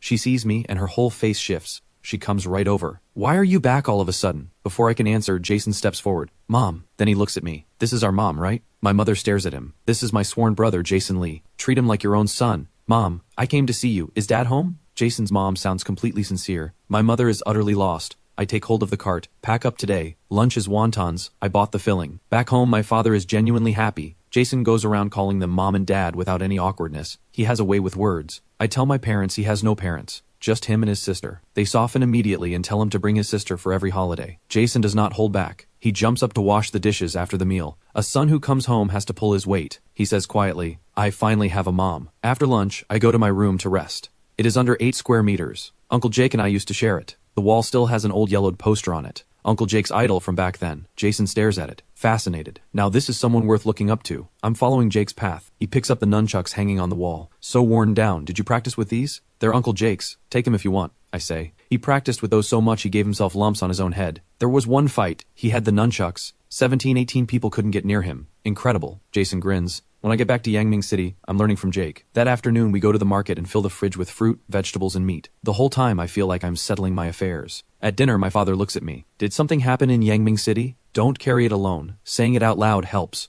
Don't worry, we're fine. I've been swamped with a project. This time I brought Jason to meet you. I'm not sure when I'll be back next. Let him check in on you for me. My father lets out a long, slow sigh. I've been a burden my whole life. I should have gone sooner, been less trouble for everyone. My mother cuts him off immediately. You haven't burdened anyone. Liv, this family cannot be without you. That night, Jason and I share the single bed. It used to be Uncle Jake and me. I have been used to it for years. Jason is restless for the first half of the night, but eventually he sleeps. Early the next morning, the city police bureau calls and asks me to come in. I say I am out of town. The tone on the other end sharpens immediately. Are you trying to run? I'll be there by 2 this afternoon, guaranteed. They relent and hang up. My nerves tighten further. Before leaving, I buy an unregistered SIM card at the town's train station and slip it into Jason's phone. On the drive back, I call Ivy. She picks up immediately. Evan, are you okay? 2 nights ago, I drove back home and got things sorted. I keep feeling like the time I have with my parents is running out. I exhale quietly. This morning, the city bureau called. They want me in by 2 this afternoon. What's happening with Uncle Jake? They've locked onto him. He said the wrong thing during questioning. Ivy's voice drops. My heart lurches. What did he say? How bad is it?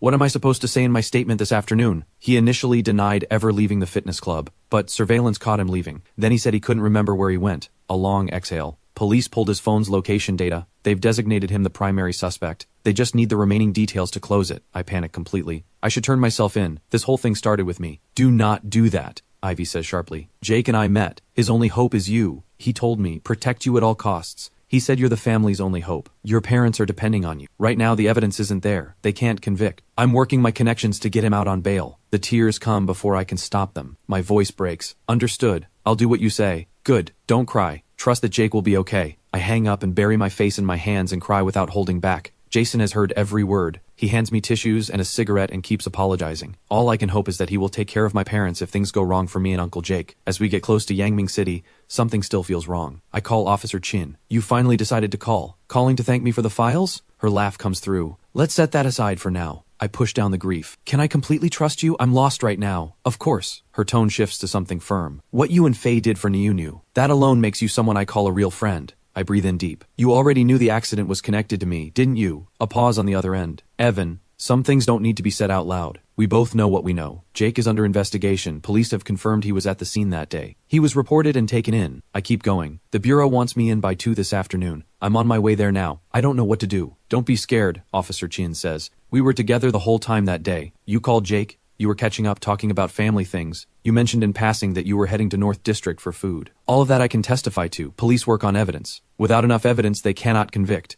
I'll come to the bureau this afternoon. What time do you get there? I check my watch. About an hour from now. Go ahead. I'll follow. Officer Chin keeps her voice steady. Trust me, we'll see each other soon. Are you sure? I'm afraid they'll lock me up the moment I walk in. They won't, she says, completely certain. See you soon. I hang up and light a cigarette. Jason, who has been driving in silence the whole time, quietly asks, Evan, do you hate my sister? I pause. I am about to say no. He cuts me off. I hate her for this too. Part of me wants to shake her, but she's my sister. I know words don't fix anything, but I promise, I will take care of your parents. I look at him and nod. No need for all that. Just look after them. As for hating anyone, that's in the past. What's done in the dark comes to light eventually. Even if she hadn't reported it, police would have gotten there. Jake had no way out, regardless. Jason goes quiet. Back in Yangming City, we skip lunch. We go straight to the city police bureau. Jason says he'll wait outside. I tell him to go home. I don't dare say I might not come back out. This interrogation is set up differently from the others. Lights positioned at 45 degrees on either side. 4 officers in the room. 2 questioning. 1 recording on camera. 1 at a computer taking notes. I sit down under the pressure of it all. But after everything I have been through, I am actually not that nervous. They go over my movements during the incident again and again. What I said when I called Jake. Whether he knew about my history with Drake Jew. I adjust a few details the way Officer Chin suggested. Jake and I were catching up. He asked what I was having for dinner. I mentioned in passing that I was heading toward the food district in North District. A friend was leading the way. Nothing specific. When the questioning ends, the officer says, "You are also a major person of interest in this case. We will be detaining you temporarily." I let out a short, bitter laugh. Expected. Just as the officer moves to put the handcuffs on me, someone knocks on the interrogation room door. A middle-aged officer in plain clothes walks in. Badge number 001. Officer Chin follows behind him in uniform. She sneaks a wink at me. The interrogating officer snapped to attention. Commissioner Chin. Commissioner Chin asks, "Have you finished with Evan Chen?" The officer responds quickly, "Yes, sir, he's Jake Chen's nephew. We brought him in for questioning." "Good, then he's coming with us for dinner." The officer scrambles. "We were only asking Mr. Chen to cooperate." Officer Chin slips around from behind and hooks her arm through mine. "Evan, meet my actual dad." Commissioner Chin smiles. "Do you have a fake one too?" Officer Chin sticks her tongue out at him. "Why aren't you saying hello to my dad?" Commissioner Chin, "It's an honor. Though I have to admit, a first meeting in an interrogation room is a bit awkward. Nothing wrong with that. Go home with her for now. Her mother made dinner. You and I will talk tonight." So Commissioner Chin actually believes I am Officer Chin's boyfriend. In the car, she complains immediately. "You heartless thing. We had a deal. You were going to play my boyfriend. And then you just disappear off the grid. I wasn't avoiding you. I'll keep my word. Your dad doesn't seem that intimidating." Officer Chin scoffs. "That's his public face. Tonight, watch yourself. He has many ways of making people uncomfortable. But if you win my mom over, my dad can't do much." "How do I win over your mom? I can't afford a gift over 200 yuan. Officer Chin rolls her eyes. "We don't need gifts. There is exactly one way to win my mom over. Take care of me in front of her. You don't need me to teach you that. Traffic the whole way. By the time we reach her residential complex, it is 4:30. My heart is unsettled. But what has to be faced, has to be faced." Officer Chin's family lives in a duplex apartment with a private elevator entrance. In the elevator, she can see I am tense. She links her arm through mine and smiles. "Just be natural. Even if it's not real, make it look like it is. However you used to treat a girlfriend, do exactly that with me today. Give it everything you've got." I am still nervous. Officer Chin rolls her eyes. We walk in to find a middle-aged woman tidying the living room. "Mom," Officer Chin calls out, then turns to me. "Evan, this is my mom." I greet her right away. "Hello, Auntie." Officer Chin's mother is warm from the start. She produces a pair of slippers. "I kept telling her to bring you home. She always had an excuse. Sneaking around in a relationship. Honestly, I didn't bring him sooner because I thought I could do better." Officer Chin slips on a pair of cute house shoes and smirks. Her mother gives her a look. "Getting you married off at all would be a miracle, and you're still picky. I think Evan is great." She turns to me. "Evan, sit anywhere. I'll wash some fruit for you. Please don't go to the trouble, Auntie. I don't really eat much fruit." "I do," Officer Chin announces, full princess energy. "I want the apples from last night." Once her mother heads to the kitchen, we are alone in the living room. "Sit here. I'm going to change." I lean in and lower my voice. "If we're supposed to be a couple, aren't you going to invite me in?" A massive eye roll. I notice a treadmill, dumbbells, and a punching bag tucked in the corner of the living room. My imagination fills in the image. Tight workout clothes, boxing gloves, both powerful and striking. A few minutes later, Officer Chin comes back out. Her mother returns with a fruit plate at the same time. Officer Chin picks up an apple and holds it out to me. "This child is absolutely spoiled." Her mother says it with exasperation, but the fondness underneath is obvious. I take the apple and the paring knife with a smile and start peeling slowly. Her mother makes small talk, mostly about how Officer Chin is stubborn and unpredictable. Please be patient with her. Not a single question about my education, job, or family. Officer Chin protests a few times.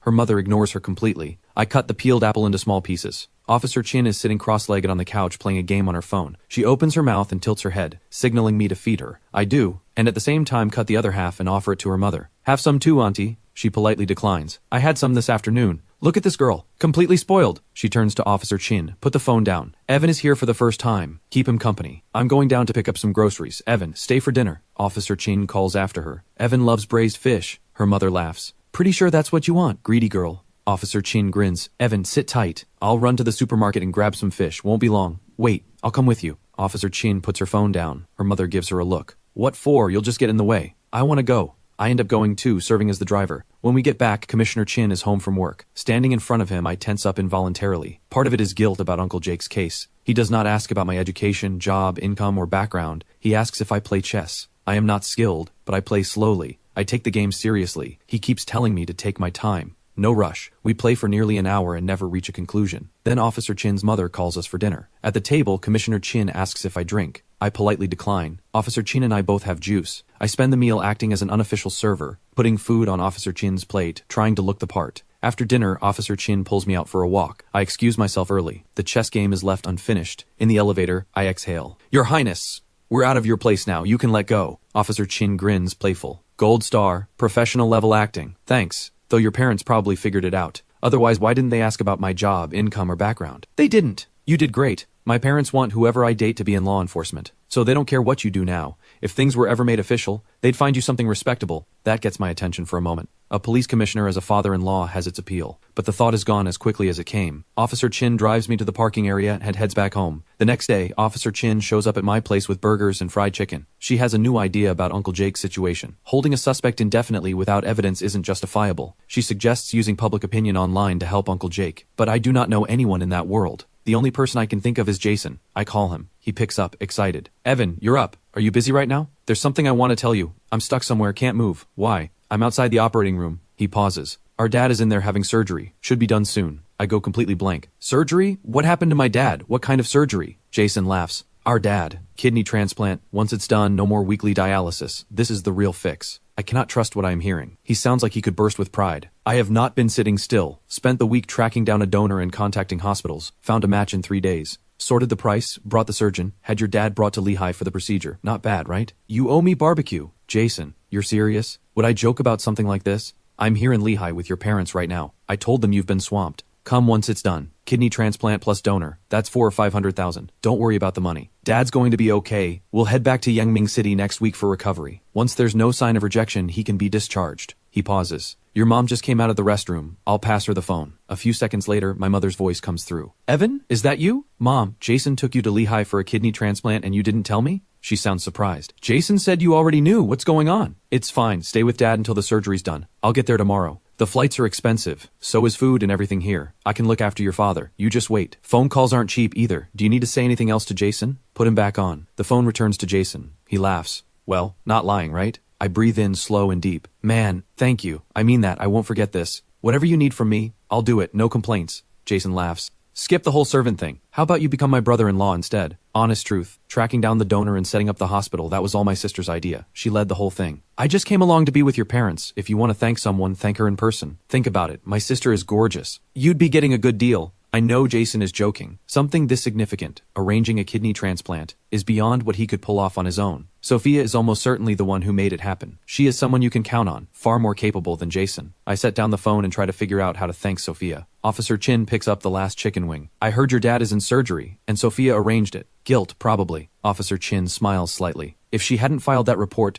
police wouldn't have zeroed in on Jake in the first place. Call it buying peace of mind. Even so, I am genuinely grateful to Sophia. I reach for a burger and realize the bucket has nothing left but sides. Every wing and drumstick, gone. Officer Chin catches my look. She grins. Sorry, I skipped lunch too. I kinda forgot it was for you. Her quirky, unpredictable personality is genuinely likable. After spending over 2 hours with me, Officer Chin leaves. My mind is full of too many things to name. Whatever Sophia's reasons were, I owe her. I pick up the phone to call and thank her several times. Each time I put it back down. The image of her screaming at me, telling me I led Jason astray, is still vivid. We did see each other afterward at her place, but she barely talked. She heard me out and went to her room. There is still a wall between us.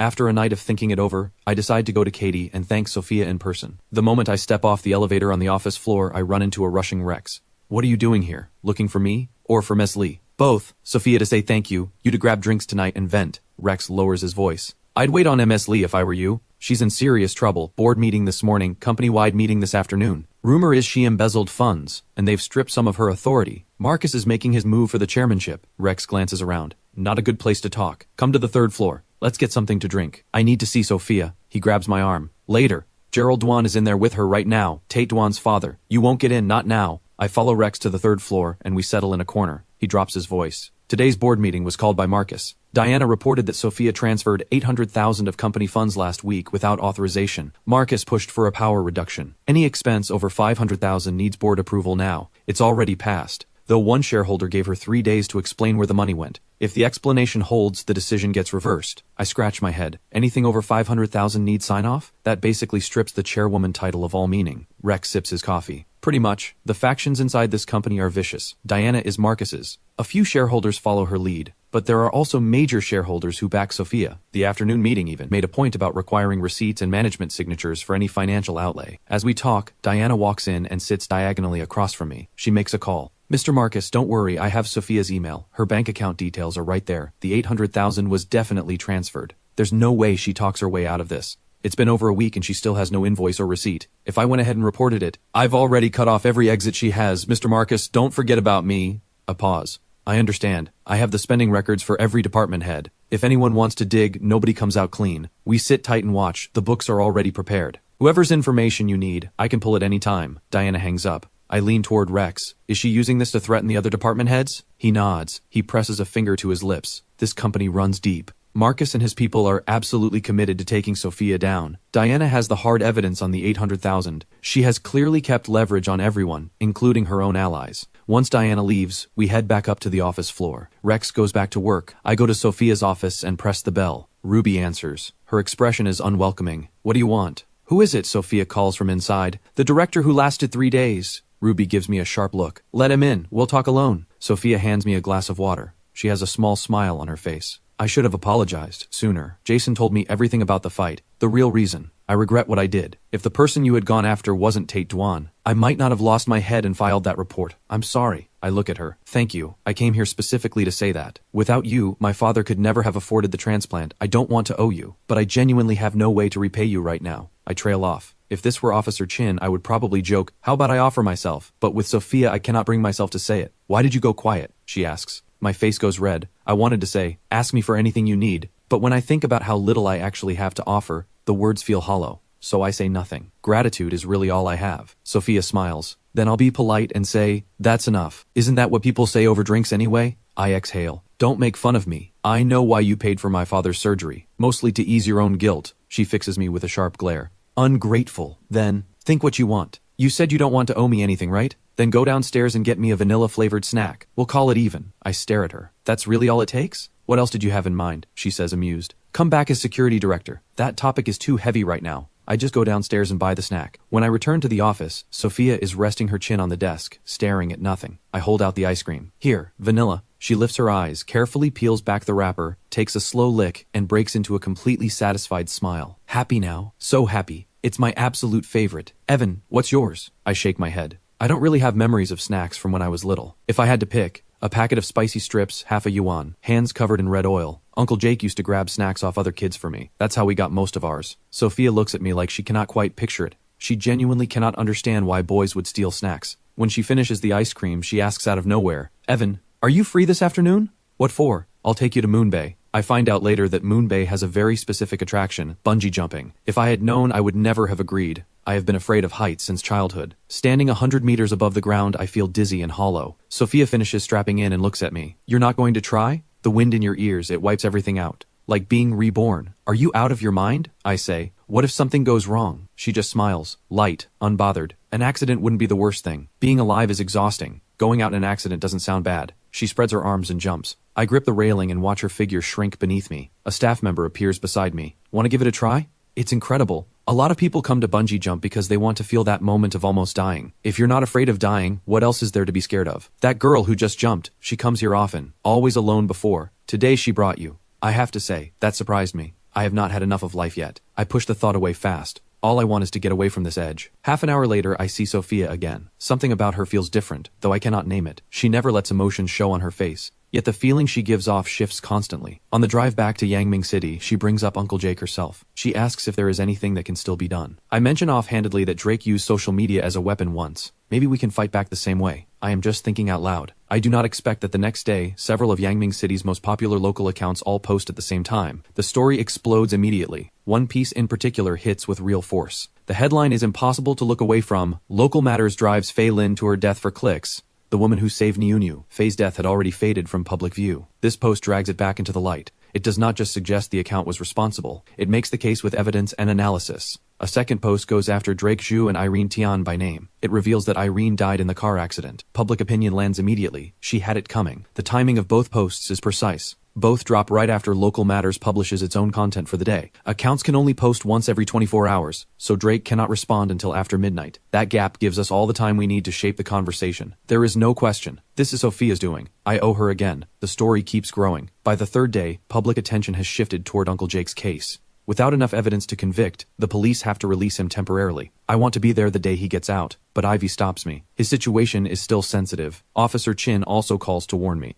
Stay away from Uncle Jake for now. Don't say much even on calls. Criminal investigation is more sophisticated than people think. Using social media to pressure the police. That idea came from Officer Chin in the first place. She knows exactly where the system is vulnerable. That afternoon I am packed into a bus when a sharp sound cuts through the noise. A familiar voice, cold and furious. "Get your filthy hands off me." I look toward the sound. I cannot believe what I am seeing. Sophia, on a public bus. I almost think I am seeing things. How is she on a bus? The man she has just slapped is around 30, wearing glasses. The hit nearly knocks them off his face. He freezes for a moment, probably feels the weight of everyone watching. He pushes back anyway. "Who touched you? Do you have proof?" The words set Sophia off again. She raises her hand for a second slap, but before it lands, he catches her wrist. He holds her arm up high and turns to the people around them. "Everyone saw her hit me first, and now she's accusing me of something I didn't do." His sentence ends there, because my fist has already connected with his face. He recoils. He lets go of Sophia's wrist and stumbles back 2 steps with his hand over his nose. I step in front of Sophia, blocking her with half my body. I look at the man. "She says you touched her." The fact that you can't meet anyone's eyes says everything. A passenger nearby gives him a disgusted look. "I can tell just by looking at you. Shameless." Someone in the crowd shouts, "Hit him!" The person closest to him throws a kick. Others nearby join in, but nobody really goes all out. The man gets pushed and kicked to the front of the bus, cowering by the entrance doors and not daring to move. I mostly stay out of what follows. Sophia stands beside me watching it all, looking shaken. I try to bring her back to where I had been sitting, but that seat is long gone. The bus pulls up to Zhengyi Square stop. The man bolts out the front doors and disappears. A few other passengers exit from the back, freeing up seats. Years of surviving packed buses have given me certain instincts. I navigate the crowd and get Sophia into a seat. I stand beside her, one hand on the seat in front and one on the back of hers, forming a barrier. She looks up at me. "What are you doing? Are you an idiot?" That actually stings a little. "This position forms a circle around you, so nobody can reach in. Think of me as your personal bodyguard." Sophia rolls her eyes with full contempt. "There is no way I can look at that stance and think bodyguard. You look more like someone trying to catch a pig." "Catch a pig? Are you the pig?" Sophia realizes what she walked into and abandons the argument entirely. She turns to look out the window and decides I am not worth responding to. I stay where I am and ask, "Taking the bus, is this you experiencing real life?" Sophia says naturally, "Yes, is that allowed? Can we just have a normal conversation? It seems like every time we're in the same place we end up bickering. Or I could ask you about the guy who just grabbed you." Sophia turns and gives me a look that could cut glass. Then she goes back to the window, done with me entirely. "I was just joking. Was that really worth all that?" 6 or 7 stops pass. As we near Sophia's complex, she stands. "Move, I'm getting off. Is that how you talk to the person who just saved you? Could you maybe be slightly nicer?" "Saved me?" A thin, contemptuous smile. "Saved me from what exactly?" "I punched a creep and got him off the bus. Is that not a fact? If someone did that for me, I'd at least buy them dinner." "Get off." Is that directed at me? What do you think? So I get off with her. Near the complex there is a small commercial street. After getting off the bus, Sophia leads me straight toward it. She asks as we walk, "What do you want to eat?" I can't be bothered cooking alone tonight. "Anything's fine." I add lightly, "Just don't make me pay." I'm fine with whatever. As those words leave my mouth, every person on the street turns to look at me with visible contempt. I can practically read their thoughts. Who says something like that? Sophia has completely given up. Can you try to have even a shred of dignity? I spread my hands. What? Is there something wrong with my image? Sophia lets out a quiet sigh, turns right, and walks into a Korean barbecue restaurant. She finds a booth and sits. "We're eating here. I refuse to walk one more step down that street with you. It's embarrassing. You've been provoking me the entire way here. I'm the bigger person. I'm letting it go." She clearly has no interest in continuing this particular line of conversation. She looks over the menu and asks, "What kind of work are you doing these days?" "Too much going on lately. I haven't really been working. Just picking up odd jobs when I can." "Evan, honestly, have you thought about coming back to Katie? More people in leadership than you'd think have a good impression of you. Even with only 3 days on the job, the whole security department shifted. He Dazhuang is the director now. I fired Wade Sao." She closes the menu. Sophia looks at me with full seriousness. "Evan, I think it's time we had a real conversation." We sit across from each other. Her expression is completely serious. No trace of humor. "2 things, she begins. "Same as before. I can't control Jason. But can you ask Jake? Please stop bringing Jason into fights. If something happens to him, what do I do? Last time wasn't Jake's fault, I know that, but I worry." "Understood," I say. "What's the second thing?" "The second is about you. I genuinely want you to come back to Katie." I stare at her, searching for something in her eyes. "Don't doubt that I mean it," Sophia says. "I think you have what it takes. You were only there 3 days, and most of the guards spoke well of you. They said you have vision, real leadership ability. The way you operate earns respect. Will you consider coming back? Finding decent work isn't easy right now. If you just want 3 or 4,000 a month to get by, deliveries and security work are fine. I'm not looking down on those. I just think you should be thinking about where you want to be, not just what pays the bills this month. What do you think?" It is honest advice. I had always focused on earning as much as possible for my father's treatment. I had never really thought about stability or growth. Her words land differently than I expected. After a quiet moment, I nod. "Thank you for saying that. You're right about all of it. Let me think it over. The conversation moves to school. She asks, were you a good student? I scored just over 60 in Chinese on the college entrance exam. Didn't write the essay. Total score was still over 600. Sophia's eyes go wide. She looks completely stunned. We eat and talk for nearly an hour. As we are leaving, I ask her sincerely if I can come to her when I don't understand something. She says anytime, as long as I buy her a meal. After everything we have been through together, something between Sophia and me feels different now. 2 mornings later, Jason calls out of nowhere. The kidney transplant was a complete success. No significant signs of rejection. We land at 1 this afternoon. Come pick us up. The weight I have been carrying finally lifts. I call Uncle Jake immediately to share the news. He already knows. Jason told him first, still trusts him most. After lunch, I get to the airport. Ivy is leaning against Uncle Jake. A little further away, Sophia sits alone in a chair going through documents. They know each other, but in this moment, they act like strangers. Evan, you made it!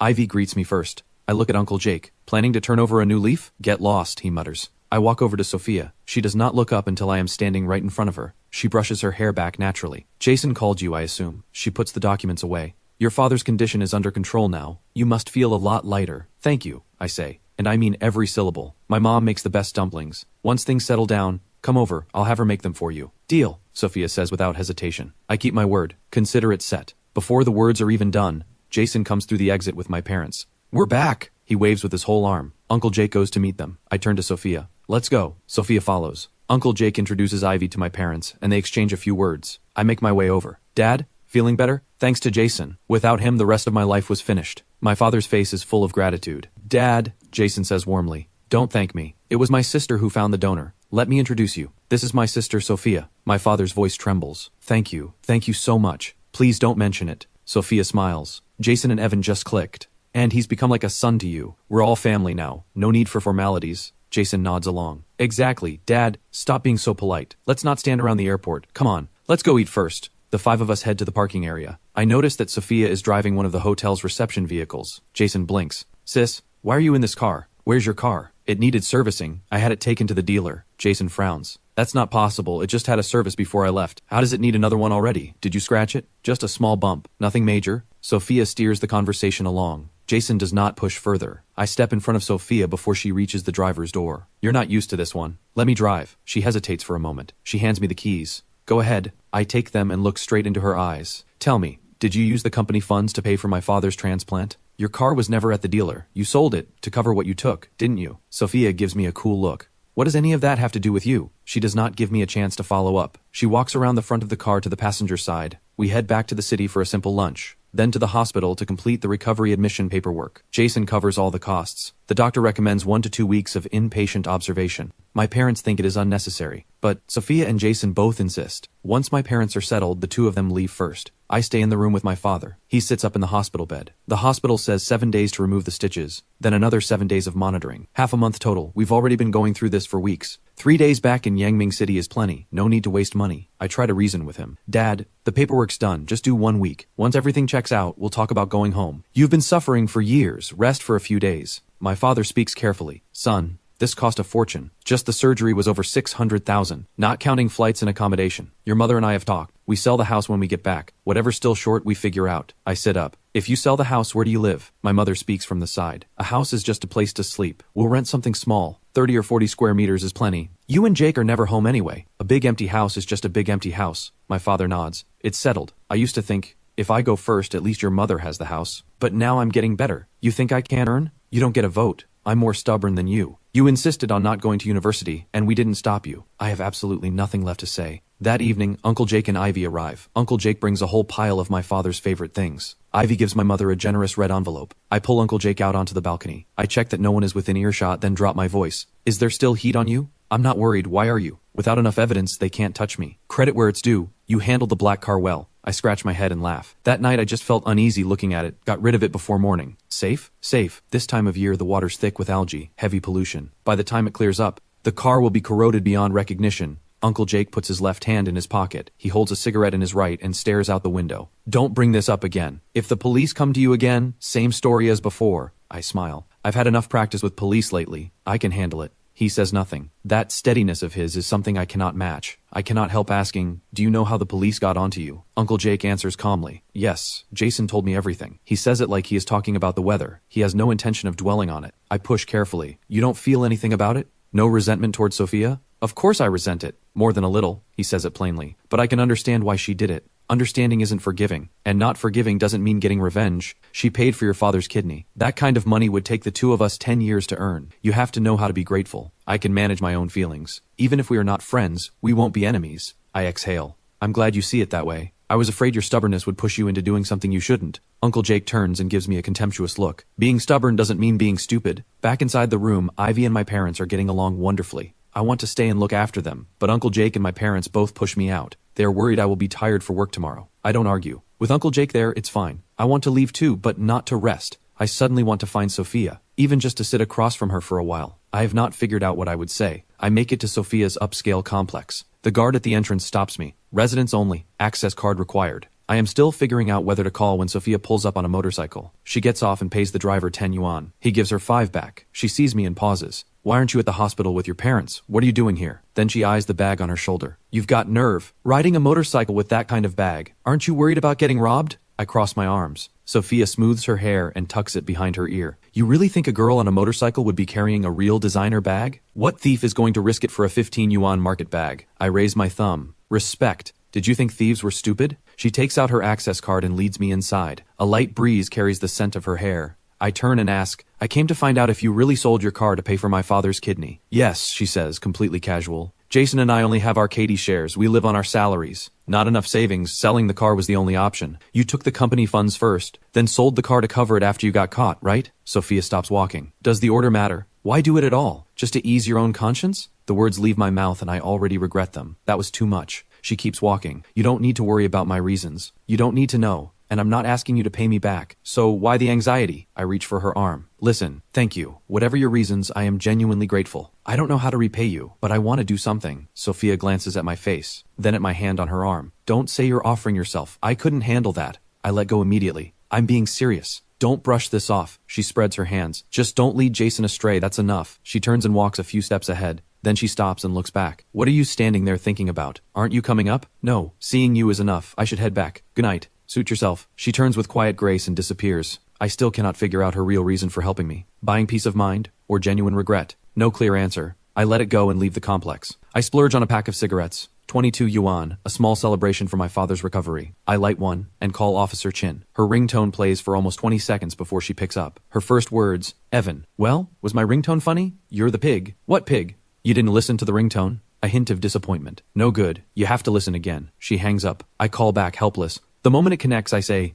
I heard it. I'm the pig. Don't hang up. Officer Chin laughs. Calling this late, you must need something. That confident? Obviously, she says without blinking. When have you ever called me just to talk? You don't even bother liking my posts when you have nothing going on. She is completely right. My face goes a little red. Whatever I had planned to say suddenly disappears. Officer Chin sighs. Fine, I won't hold it against you. Just say it. What do you need this time? Her words make me want to disappear. I grip the phone. My voice comes out unsteady. How about I take you to a bar? Listen to some live music. Officer Chin murmurs. That's strange. Usually when someone takes you to a bar, it's for drinks. How did it become a music thing with you? Isn't it supposed to be drinks? I was afraid if I said drinks, you'd think I was up to something. Like getting you drunk and dragging you to a hotel. Officer Chin breezes past it. Relax. You couldn't outdrink me. And even if you did, I'm not going to any hotel with you that easily. Send me the address. I happen to be free tonight. I send it. The place is quiet. More of a lounge bar. The snacks and draft beer are practically free. Even the spirits are priced at cost. No fear of getting ripped off. She wraps both hands around a pint glass. You can just say it now. What did you actually want to tell me? I need your help gathering evidence. Diana and Damien have been draining Katie. I need the proof. Officer Chin rolls her eyes. I seem to recall that when I offered you information before, you barely cared. Now you want me to go out and dig it up for you?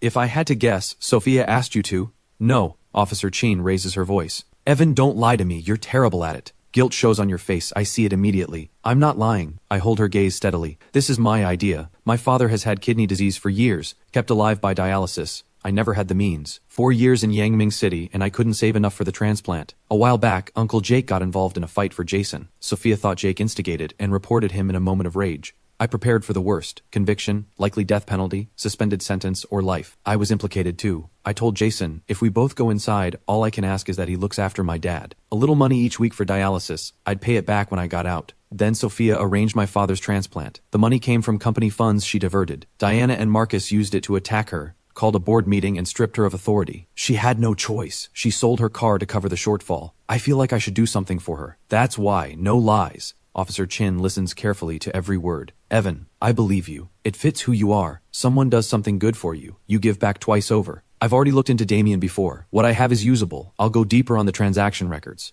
I'll compile everything and get it to you. Thank you, I say. We barely knew each other, and you've helped me more times than I can count. All I have to offer is gratitude. And I don't know if that's enough. Officer Chin narrows her eyes, smiling. Then keep coming home with me to handle my parents. Last time we only got one dinner out of it. My mom adores you. She keeps telling me to bring you back. Come when you're free. Think of it as making an old woman happy. And it'll give her something to stop nagging me about. Don't worry, I won't interfere with you chasing Sophia. What? I nearly choke. I'm chasing Sophia? Stop playing matchmaker for no reason. When did I ever say I was pursuing her? Where did you hear that? Officer Chin looks smug. I don't need to hear it from anyone. I can see it. Every time you talk about Sophia, your eyes go soft. Your voice drops without you even noticing. It gets this gentle quality. Especially when you talked about her selling her car for you. Your whole face changes. Don't think I miss these things. You probably haven't even noticed it yourself, so I'm certain, as my fake boyfriend, I am fully backing you. Go get your dream girl. I roll my eyes. Ridiculous. You're completely making things up. Officer Chin smiles. You're still in the half-oblivious phase. Keep being half-oblivious. I'll get you the documents as soon as I can. And don't forget what you promised me. Deal. I'll play the fake boyfriend to the end. Hope you find a real one soon. We talk for over 2 hours about nothing in particular. I get back to my place and shower. I send Rex a voice message, asking what is happening at Katie with regard to Sophia. Evan, I was literally about to call you, Rex says, clearly wound up. Katie is about to blow up. After the embezzlement story broke, shareholder support for Sophia has dropped noticeably. Marcus is taking shots at her publicly, openly recruiting senior staff to his side. I cut in. People are actually switching? It's not that simple, Rex explains. Sophia's authority has already been reduced. She's a figurehead now. People see where Marcus's base of power is. And his standing keeps rising. I sit with that. Objectively, people have a reason to distrust Sophia. She did take the funds first. What I can't figure out is how she dared to do it at a time like this. Rex sighs. Diana is Marcus's. They control the finances. Wasn't she handing them the perfect weapon? The cost is way too high. Hearing Rex say it like that, I finally understand just how much Sophia risked for me. She must have thought it through, and she did it anyway. The next day I go to the station to meet Officer Chin. She tosses a folder at me. Everything you asked for is in there. Enough to prove Diana and Damien colluded with the procurement manager to drain the company. How you use it is up to you. I've done my part. Now, what about your end of the deal? Tonight, I'll bring 2 rotisserie chickens to your place. No, Officer Chin glares. That's insulting. She gives me a look. I'm not playing this game. I'm at work. Remember what you promised. We'll set a date. Don't come tonight. I'm on shift. She has barely walked away when Rex sends a message with a horrified emoji. Evan, Katie is in crisis. Emergency board meeting. They're moving to remove Sophia as chairwoman and general manager. Today looks bad for her. I read it and my mind goes blank. I type back fast. What's happening? How do you know? I keep track of what's happening at the top. Just got word. Marcus has called a board meeting for 2:30 this afternoon. People are saying privately, he is going to remove her and take her place. I grab Officer Chin's folder and run, straight to Katie, 7 or 8 kilometers. I flag down a delivery scooter. The driver goes fast, completely unbothered by traffic. I grip the folder with my left hand. With my right I call Sophia. It rings a few times then cuts off. I call again. She picks up and immediately says, Evan, I'm dealing with something urgent. I'll call you back. Before she finishes, she's gone again. Third call, switched off. No choice. I call Rex. He picks up instantly. What's up? I'm on my way to Katie. Won't make it by 2. I'll be a few minutes late. I keep going. I need a favor. Slip into the conference room quietly. Hide your phone in a corner. Keep our call connected. I need to hear what's happening inside. Even if you know, what can you do? Rex doesn't follow. Don't ask questions. No time. You know that room. Go. Okay. I hold the phone tight and keep telling the driver to go faster. Rex's voice comes through the line. Ms. Lee, I have a document for you to review. The board meeting is about to start. Bring it after. Then Rex goes quiet. Just background chatter. Lao Shu, what do you make of this? Marcus calling a board meeting now. He must be confident he can swing the chairmanship. These siblings fighting is bad for all of us. Let the capable one lead. I back whoever can run Katie. Sophia has ability. Occupancy in the slow season was up 20% over last year. I'm still voting for her. Don't forget she took company funds. She covered it, but she's never given a proper explanation. She's been in the chair half a year and she's already doing this. What happens over time? Hasn't the board already limited her authority? Enough. The future chairman is here. Then Marcus's voice. Everyone's early today. Sorry for calling this on short notice. Ms. Lee isn't here yet. Surely she's not staying away. Ruby's voice cuts through. You must be hoping she doesn't show. That would make things convenient for you. Marcus laughs it off pleasantly. Not at all. This is important business. We need Ms. Lee here. Everyone's here. Let's begin. Sophia's voice, completely steady. Several shareholders have jointly called this emergency board meeting. The combined shareholding exceeds 40%. Procedurally, we recognize the request. I hereby call this board meeting to order. I'd like to know what we're here to discuss. Since Ms. Lee has cut straight to it, I won't waste time. The current chairwoman and general manager misappropriated company funds. The money has been returned. but no satisfactory explanation has been given to the board. We have grounds for misconduct. Today's meeting has one purpose: to request a new election for chairwoman and general manager. The other end erupts. I shout at the scooter driver. Faster, I'll pay more. The driver sighs. This is a scooter, not a motorbike. Almost there. The chaos on the line lasts 15 seconds. Then Sophia's voice, controlled and clear. I would like to ask everyone here, how many of you support Marcus's proposal to hold a new election for chairwoman and general manager? If it's a majority, I will accept the result. Let's not rush. An elderly voice, calm and weighty. The room goes quiet. Since Sophia took over Katie, the company's performance speaks for itself. Removing her over a funds issue, is that really reasonable? But today's vote, it feels like someone has been waiting for exactly this moment. As a shareholder, I back whoever has the ability. I want the next leader to outperform Sophia, if there is one. Let's see the nominations first, then decide whether to proceed. Well said. I agree. Thoughtful point. Marcus smiles smoothly. Several shareholders have already nominated me. If you have someone you prefer, you're welcome to nominate. We vote fairly and openly. Then I'll say it plainly. I oppose the re-election. The elderly man speaks again. Someone else chimes in immediately. Your objection doesn't change the count. I support Marcus. So do I. The room breaks into crosstalk. The noise gets thick. I can only catch fragments. Everyone settle down. Marcus's voice rises above it. Let's get a quick count. Those in favor of holding a new election, please vote. I know he has had this planned. My urgency spikes. I keep pressing the driver. Almost there. Just through this street. The driver pushed past his limit, runs the red light. My heart nearly stops. Then the result comes through. More than half in favor of a change. Marcus's voice. By procedure, the board will now take nominations. Jason's voice comes through. I nominate my sister. A new election doesn't mean she's out. I hold 13%. She holds 13. That's 26 together. Anyone else supporting my sister? I do. An unfamiliar voice. Gerald Dwan holds 10% of Katie. Combined with yours, that's enough. It clicks. That's Tate's father. He has always wanted his son to end up with Sophia, but Tate is interested in another shareholder's daughter. Any further nominations? Marcus's voice carries a hint of disappointment. If not, we move to vote. Shall we begin? Go ahead. Sophia's voice, completely flat, like someone who has already accepted the outcome. Another voice. At this stage, I have nothing more to add. I hope everyone votes with care, for whoever can truly lead Katie forward. The scooter finally stops outside Katie. I shove 50 yuan at the driver and run inside without looking back. A security guard steps in front of me. Who are you? Do you have an appointment? Swipe the elevator. I point at his badge. Tell He Dazhuang, Director Chen is here. I'll catch up with him after. I'm a Katie stakeholder, and I'm already late for the board meeting. The guard swipes it, uncertain. I add on my way in. Tell He Dazhuang I said you're getting a promotion. He salutes with a grin. If there are no further objections, we proceed to vote. Marcus's voice. Wait! I shout into the phone on instinct, but no one can hear me. Inside the elevator, the signal cuts completely. Everything happening in that room, unknown. The vote is actually starting. I want to tear the elevator doors open. The moment they part, I am already running toward the conference room. I worked here for a few days. I know the layout cold. 40 seconds and I am at the door. I can hear the noise from inside. I breathe in. I straighten myself up as best I can. The folder in my hand is everything. I push the door open. Silence falls instantly. Every head turns, all eyes on me. Sophia's expression is full of surprise, but she holds herself steady. Marcus gets to his feet. Who are you? Who let you in? I don't look at him. I walk directly to Sophia's side. I lean down and speak close to her ear, loud enough to carry. I have everything from the financial investigation ready. We can present it to the room right now. Would you like to announce the findings, or shall I? You do it, she says, completely composed. I step behind her, pick up the microphone and scan the room. Diana is here. Several Katie executives, minor shareholders themselves, are in the seats. I hand the folder to Ruby. Please put these materials up on the projector, so everyone can see the findings. Ruby moves immediately. Shareholders, what follows are the results of an investigation. I hold the mic steady. Everyone here knows Katie has had serious procurement problems for years. Overpriced, substandard hotel supplies. Complaints have been constant. Sophia asked me to investigate quietly. We now have the complete picture. Please direct your attention to the screen. The first supplier's information appears. This company's registered legal representative is a man named Damien. Several years ago, they entered into a single contract with Katie. Ruby puts the contract on screen. I continue. After the transaction, the company vanished.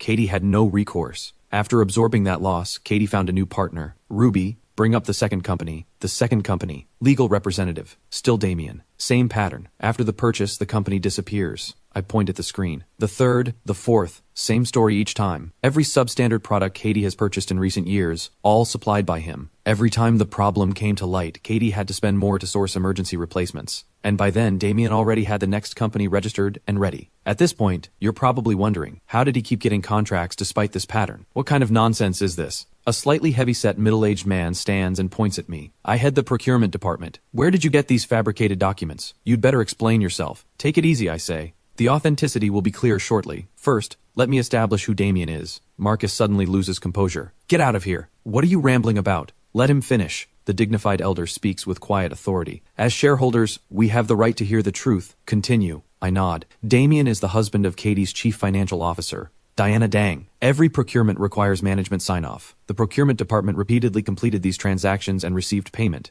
I'll let you draw your own conclusions. I uncovered this by starting with the defective suppliers. Anything beyond what the evidence supports, I won't speculate. Today's board meeting is about selecting new leadership. I hope everyone here chooses carefully. I set the microphone on the table in front of Sophia and step back. The room is dead silent. 1 minute passes. Then the elder slams his hand on the table. Procurement. Finance. I want a proper explanation. I move that today's board meeting be suspended. The question of leadership change. Tabled for now. Jason raises his hand first. I support the suspension. My sister remains as chairwoman. Find the traitors first. Then we talk about elections. Agreed. Agreed. Hands go up around the table. Sophia does not immediately call it. She turns to Marcus. In my capacity as chairwoman and general manager, I am directing you to investigate this matter. 3 days. A satisfactory explanation to all shareholders. Can you do that? I freeze. Sophia knows Marcus and Diana are working together. Why would she put him in charge of the investigation? Has she lost her footing, or is she extending an olive branch? Marcus looks just as thrown. I sneak a glance at Diana. Diana's face has gone gray, clearly shaken. Damien's operations were extremely well concealed. He dissolved each company after every transaction, but Officer Chin still traced every company registered under him and his relatives. I genuinely cannot understand why Sophia would hand this to Marcus. Isn't she handing him the perfect opportunity to bury it? Fine, Marcus says after a few seconds of silence. I will look into it, and I will report back to the board promptly. Sophia nods. She addresses the room. Since the board has proposed a suspension, today's session is adjourned. She stands and moves toward the door. Ruby, collect the materials and follow. She catches my eye, a signal to come along. In Sophia's office, Ruby slaps the folder down on the desk with excitement. She throws her arms around Sophia. That was incredible. You turned everything around. Why didn't you tell me Evan had already been looking into this? I was worried sick. Let go. You're strangling me. Sophia pats her arms. Ruby releases her, still laughing. That's what you get for not telling me you had a plan. I didn't. Evan showing up was completely unexpected. Sophia shakes her head. Ruby looks between us. You're not lying? Not at all. Ruby drops the excitement and fixes me with a suspicious stare. I spread my hands. Don't look at me like that. It's a lot of pressure. I never did like you. But this time, credit where it's due. I'll stop giving you attitude. Ruby gives me one final glare before meaning it. Ruby, go take care of things. I want a few minutes alone with Evan. Just the two of us now. Sophia speaks quietly. I genuinely did not expect you to walk through that door at the moment that mattered most. I had already made my peace with stepping down. Marcus has been scheming for so long. Today was supposed to be his guaranteed win. You're showing up, threw everything off. Why were you so ready to give in? I smile. I gave you the files on Diana and Damien a while back. Why didn't you use them? Everyone knows Diana is Marcus's. Sophia's expression clouds over. The power struggle inside Katie is more complicated than you think. Marcus is just one piece. There are much stronger forces behind him. Going after Diana alone would change nothing. I only just took over Katie. My foundation isn't solid yet. I didn't want to force an open break. But today, I was pushed to the edge. I'd venture a guess. So you'll keep tolerating it? She looks puzzled. Tolerating it? Hardly. You asked Marcus to investigate Diana and the procurement head. That's basically handing him a chance to bury it. He manipulates the process behind closed doors, lets Diana off, and everyone keeps up appearances on the surface. Isn't that what you're going for? Sophia's lips curve into a faint smile. She does not answer. Instead, she asks, Evan, what kind of person do you think I am? I pause. What kind? That's out of nowhere. I'm not sure how to answer. Just say what comes to mind. I think for a long moment. Then it comes out. Someone who doesn't stop until she gets what she wants. Why do you say that? Am I the kind of person who does whatever it takes? Yes, like reporting Uncle Jake. You just wanted to keep Jason from going down the wrong path. There was no need to go that far. But you did it anyway, because that's what it took. Sophia breathes in slowly. Fair enough. And then, to pay for your father's transplant, you let Marcus get something on you, taking company funds, and not caring about the risk. You just needed it done. No stopping until it was. I look at her. Thank you. Truly. My father has suffered for so long. Without you, I don't know how much longer he would have had to endure it. We talk a little longer, and I leave. 2 evenings later, I have nothing to do and drift through the streets. I open my social feed and see Sophia. It's nothing. You've helped me too. We're even. We talk a little longer and I leave. 2 evenings later, I have nothing to do and drift through the streets. I open my social feed and see Sophia posted a minute ago. A street scene. Her shadow stretched long under a lamppost. Without overthinking it, I call her. Still up? Where are you? I'll come pick you up. Take you home. She sounds caught off guard. I'm right outside my complex. Why do you suddenly want to do that? I saw your post. Figured you were like me. Restless, nowhere to put yourself, just walking. Sophia says, then come get me. I'll take you somewhere you can actually rest. She hangs up and sends me a pin. I borrow old Joe's car and get there in 10 minutes. Sophia is standing under a streetlight holding a milk tea. She does not notice me until I am standing right in front of her. You're fast. I say, had to be. My soul was waiting. Get in. Let me treat you to something extravagant. A drive. She walks to the passenger side without a word of resistance. No contempt. No eye roll. That is unusual enough to throw me off. Once we are in the car, she still has both hands around the cup. How good can it be? You won't let it go. Try it. She holds it out. Taro flavor, if you don't mind. I take it, put the same straw to my lips, and sip. A soft, subtle sweetness. Actually good, not lying. She looks pleased. Told you. I set it in the cup holder. Still, it doesn't quite explain wandering the streets at midnight with milk tea in your phone, posting on social media. Sophia exhales and mimics my tone. Restless. Nowhere to put yourself. She puts on the navigation. Come on, let's go find somewhere. I start the engine. Half an hour later, we reach Haegang Dam. A stretch of embankment hundreds of meters long. I have delivered food here before, but never at this hour. Sophia climbs the steps ahead of me and starts jumping around. You're so slow. I take my time getting up and find a bench. The water below is dotted with the lights of fishing boats. A bright moon hangs in the distance, its reflection stretching across the water. The world goes quiet all at once. When Sophia has jumped enough, she comes and sits beside me. Evan, do you like it here? Good place to rest a restless soul? I turn to look at her. The wind catches her hair. The scent of it drifts over. She notices my gaze. Why are you staring? You seem to know this place well. She breathes in slowly, leans back against the bench, and looks out at the water. I never knew my father when I was small. Just me, my mom, and Jason. In middle school, there was a writing assignment. My father. I turned in a blank page, told the teacher I didn't have one. The other kids looked at me like I was strange. My father was sending my mom a lot of money in secret. We lived comfortably, but my mom had no job. Kids started whispering behind our backs, saying she was selling herself to pay for our schooling. Tears slide down her face. I fumble for a crumpled tissue in my pocket and hold it out, not knowing what else to do. Then I put my arm around her. She doesn't resist. She leans quietly against my shoulder. Evan, neither of us has had an easy life, have we? She says it through tears. I dream about my mom often. She always says, take care of Jason. For him, I'll do anything, including reporting Uncle Jake. Evan, I'm sorry. She cries harder. Her whole body trembles. Her tears soak into my shoulder, so she carries her own pain too. Without thinking, I press a kiss to her forehead. I pull her closer, afraid she will notice how flustered I am. She has already noticed, but she does not move. The night is deep and still. We stay like that, leaning into each other. She makes no move to pull away. After a long while, she says softly, Evan, I'm cold. I let go. Do you have anything in the car? No, I want to stay a little longer. I take off my jacket and drape it over her shoulders. Let's walk along the dam. Sitting still makes it worse. She walks close beside me, my jacket around her shoulders. I want to take her hand, but it feels too sudden. I hold back. She says quietly, when things get heavy, I come here and walk. Open space helps. I've been coming here for a while, to drift, to cry when no one's watching. Evan, she interrupts me and asks carefully, can you stop using my full name? Just call me Shia. Hearing my full name makes me feel like a stranger. Or, do you only think of me as an ordinary friend?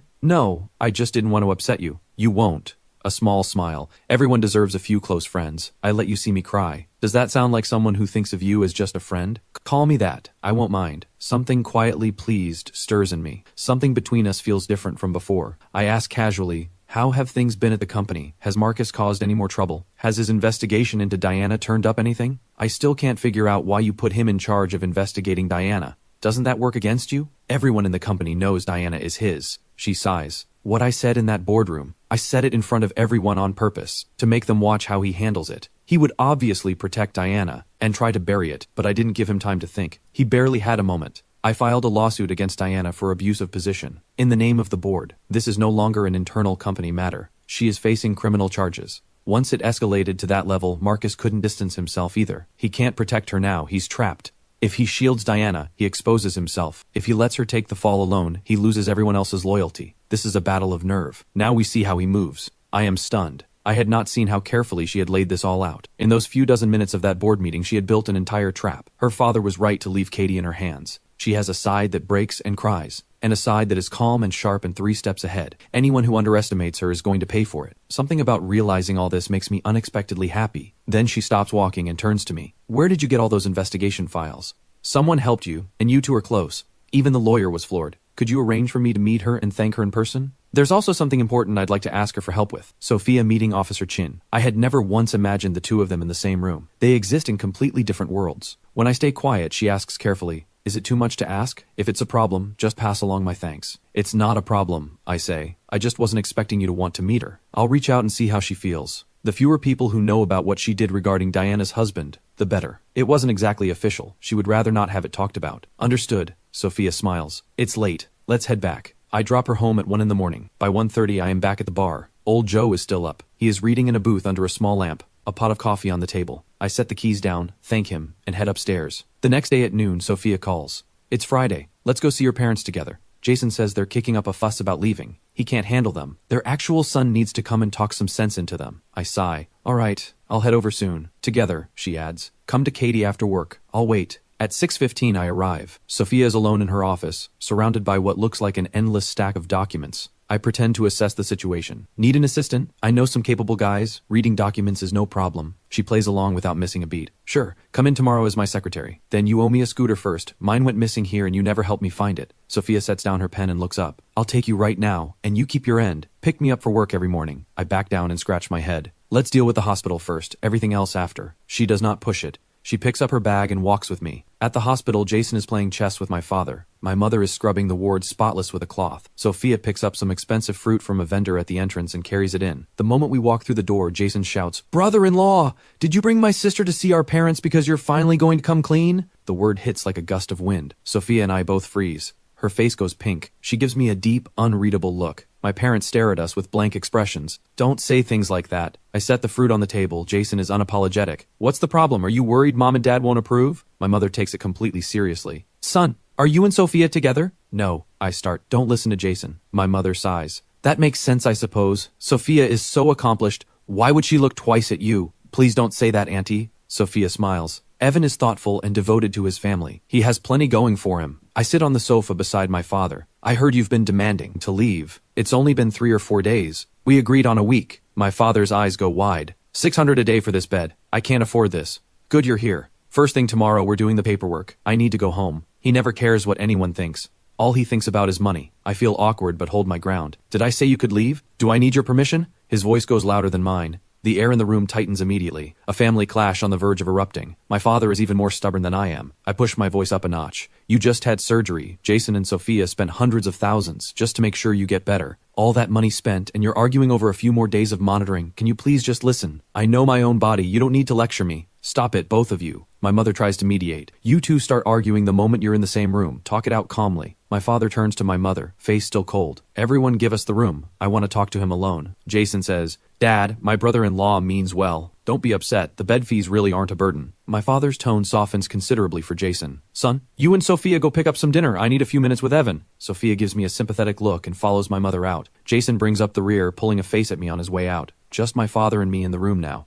A long silence. I'm not being unreasonable, my father finally says. I'm worried about Sophia seeing us as a burden. If she's going to be with you, she'll have to think about what she's taking on. Who wants to marry into a family just to end up looking after in-laws? If I leave early, it shows I'm still capable, so you're not a problem. I'm not with Sophia, Dad. Jason was talking nonsense. What exactly did he say? Doesn't matter what Jason said. I can see it. In what way is she not good enough for you? Jason treats you like a brother, and she genuinely looks after us. Don't you want to make that official? I plead helplessly. Dad, be realistic. There's no way between me and her. What could I possibly offer? In my eyes, my son is everything, and I can tell Sophia has feelings for you too. I say, let's drop this. He issues his threat. Then I'm leaving the hospital. If you don't pursue Sophia, I check out tomorrow. My father looks at me with quiet satisfaction. Your move. I give in. Stay, just stay. Rest properly. Everything else. Later. When Jason comes back, he is carrying 6 meal boxes, 4 meat dishes, 2 vegetable, and a spare rib lotus root soup. Obviously his choice. My mother would never spend this much. How much did this cost? My father mutters. Dad, it's nothing. Jason grins. When you get out, I'm bringing my sister back to your place. Mom's going to make dumplings, didn't get enough last time. Yes, my mother beams. The day you're discharged, dumplings. Something about the whole scene feels slightly surreal. After dinner, Sophia and I leave together. I go first. My parents were talking nonsense today. Don't read anything into it. What do you mean? She asks, as if she doesn't know. What did they say? Just, the whole daughter-in-law thing. Don't take it seriously. I know you and I could never... Then, without any warning, then why did you sneak a kiss on my forehead? I go completely speechless. My face burns all the way down to my collar. She knew the whole time. I reach for a cigarette and shove it between my lips. I pretend to search for a lighter. I need to go buy one. Without waiting for her to say anything, I turn and walk away fast. The next day, Rex invites me for drinks. Over drinks, he tells me Diana and her husband Damien have both been arrested. When did this happen? I am completely caught off guard. The day after the board meeting, Diana was taken from the office by officers in uniform. Word is Damien was picked up on fraud and tax evasion charges. Tomorrow's Monday, probably more breaking news. Diana and Damien arrested. But what about Nyunu? I call Officer Chin immediately, she already knows, and tells me Niu's grandmother arrived in Yangming City 2 days ago. I've got them settled in the station guest house. I hang up and tell Rex, I have to cut this short, something urgent. Need backup? Rex offers without hesitation. Not yet. I rush out of the restaurant and grab a cab. It has been a long time since I have seen Niu. I wonder if she still remembers me. I think of Faye. Her wish, to see Niu find her mother, is starting to look like it will remain just that. A wish. At the station, Officer Chin is in uniform at the front desk, helping an elderly man fill out a form. She sees me walk in. She tells a colleague to cover for her. I need the bathroom, and gives me a look that points me toward the guest house wing. I go around to the back entrance. Officer Chin is already waiting, arms crossed, uniform on, wearing the expression of someone who has a complaint ready. You finally came to find me for someone else's sake. We've known each other this long, and not once have you come just for me. I have not even thought of an excuse yet when she cuts me off. Am I wrong? Go ahead, name one time you came for me. I have nothing. Next time I'll come just for you. I've actually been meaning to ask you to a movie. I just worried you'd be too busy with dates. Getting turned down would be embarrassing. Officer Chin scoffs. Always with the excuses. Try it next time. She turns. Come on, I'll take you to them. Thank you for doing this. She straightens up with pride. I'm a police officer. What choice do I have? She adds, Niu's mother Lana still hasn't been found. She's been listed as a missing person. Is Niu holding up? Does she still remember you?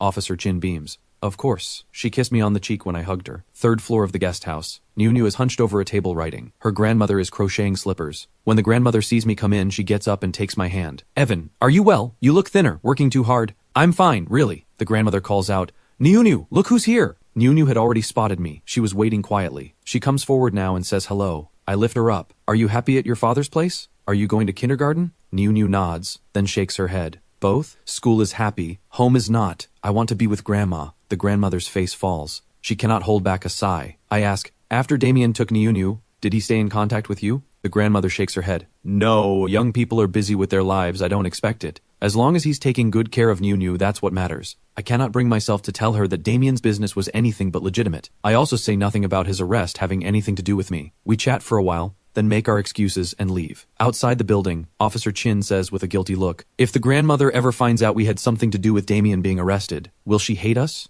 I don't know. I glance back. You can tell she's understanding about him, probably for Niu's sake. Officer Chin asks, so what now? Sophia isn't letting them off. This goes through the courts. 3 to 5 years at minimum before either of them sees daylight. I'm worried about Niu. She just found her father, and now she might lose him again. She's so young. Use the access you have to get close to Damien. Find out what happened to Lana. I know we're both thinking the worst, but I'm hoping we're wrong. I hope Lana is still alive. Officer Chin exhales. That's all we can do. Find Lana. A child is better off with her mother than with a father like him. I get nothing done for the rest of the day. That evening I sit at Old Joe's bar for a while, then end up crouching on the roadside smoking. When the streetlights flicker on, a pair of red high heels appears beside the scattered cigarette butts at my feet. I look up on instinct. Sophia is standing there. You're here. I don't stand up, just greet her where I am. Not welcome? Of course you are. I get to my feet. This sad little bar runs on you people showing up. What are you drinking? Coffee. Made by you personally. Sophia finds a booth. Do I look like I know how to make coffee? Old Joe calls from behind the bar with a grin. Come on, I'll show you. A few minutes later, I bring the cup to Sophia's table. I sit across from her. Enjoy, ma'am. Anything else? I need someone to talk to. About what? Seriously, aren't you supposed to start the conversation? She frowns. Today's been rough. I haven't eaten all day. Too hungry to even talk. What do you want? My treat. No appetite. You didn't come all the way here just for coffee. Sophia sighs. Gerald Dwan came to see me today. Gerald Dwan? The name surfaces. He's a major Katie shareholder. His son Tate is the one Jason and I got into a fight with. What did he want? Still trying to set you up with his son? There's going to be a new shareholder vote. New chairwoman. New general manager. Marcus didn't succeed last time, but I was still stripped of authority once. Now there's going to be a proper election. Gerald says he's backing me. He's on my side. And? I sense there is more. Gerald noticed I haven't been driving to work lately. He connected it to the funds incident. He asked, delicately, if I had sold the car to cover the shortfall. What did you tell him? Gerald Dwan is clearly not a simple man. She sips her coffee. The truth. There's no point lying. She pauses. He offered to buy me a new car. He's very good to you. He and my father were close. I call him Uncle Gerald. But I turned him down politely. The metro works fine, and the company has cars for business trips. I breathe in. Tomorrow I'll buy a lottery ticket. 5 million jackpot. I'll pay you back everything. She looks at me with mild contempt. Could you aim a little higher? What kind of man puts his financial hopes in a lottery ticket? Doesn't that feel pathetic? I was just talking. I don't want to hear it. Fine. Something you do want to hear. You look beautiful today. Happy now? Sophia gives me a sulky look. Take me to the old town.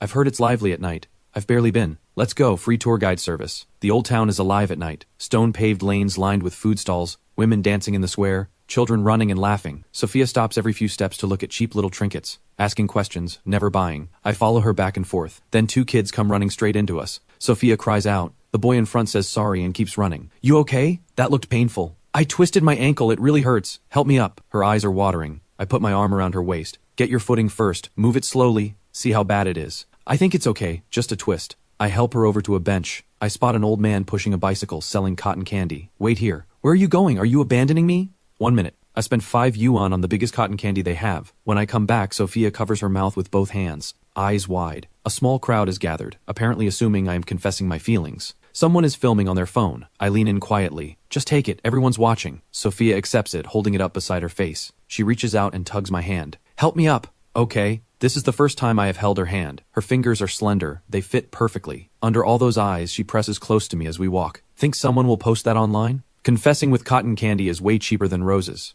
That wasn't a confession. Or they might say a creepy guy lured a girl with candy. Who exactly is the girl here? She glares. I decide not to push it. Back at the bar, I bring Sophia upstairs. My room is on the left. Old Joe's on the right. How do you live in such a tiny space? She asks. It's fine. The bed's a full size. If it's comfortable, it's enough. I don't own much. 1 suitcase covers it. What would I do with more space? I fall back onto the bed. See? The mattress is incredible. Want to try it? I do not expect Sophia to actually do it, but she lies down, mirroring me exactly. Her head lands right on my arm. Something about that moment feels extraordinary. She tilts her head slightly. Am I hurting your arm? No. I bend my arm to hold her and look up at the ceiling. Well, pretty comfortable, right? Bet it's harder than that luxury suite bed at Katie. Sophia, lying in my arms, rolls her eyes. It's hard and you're calling it comfortable. Hard mattresses are good for your back. Traditional medicine says so. Less chance of spinal problems. I rest my hand gently on her waist. Doesn't this feel warmer? Why are you holding me? She says. But she does not move. She does not push my hand away. I press my luck. When a beautiful woman puts herself in your arms,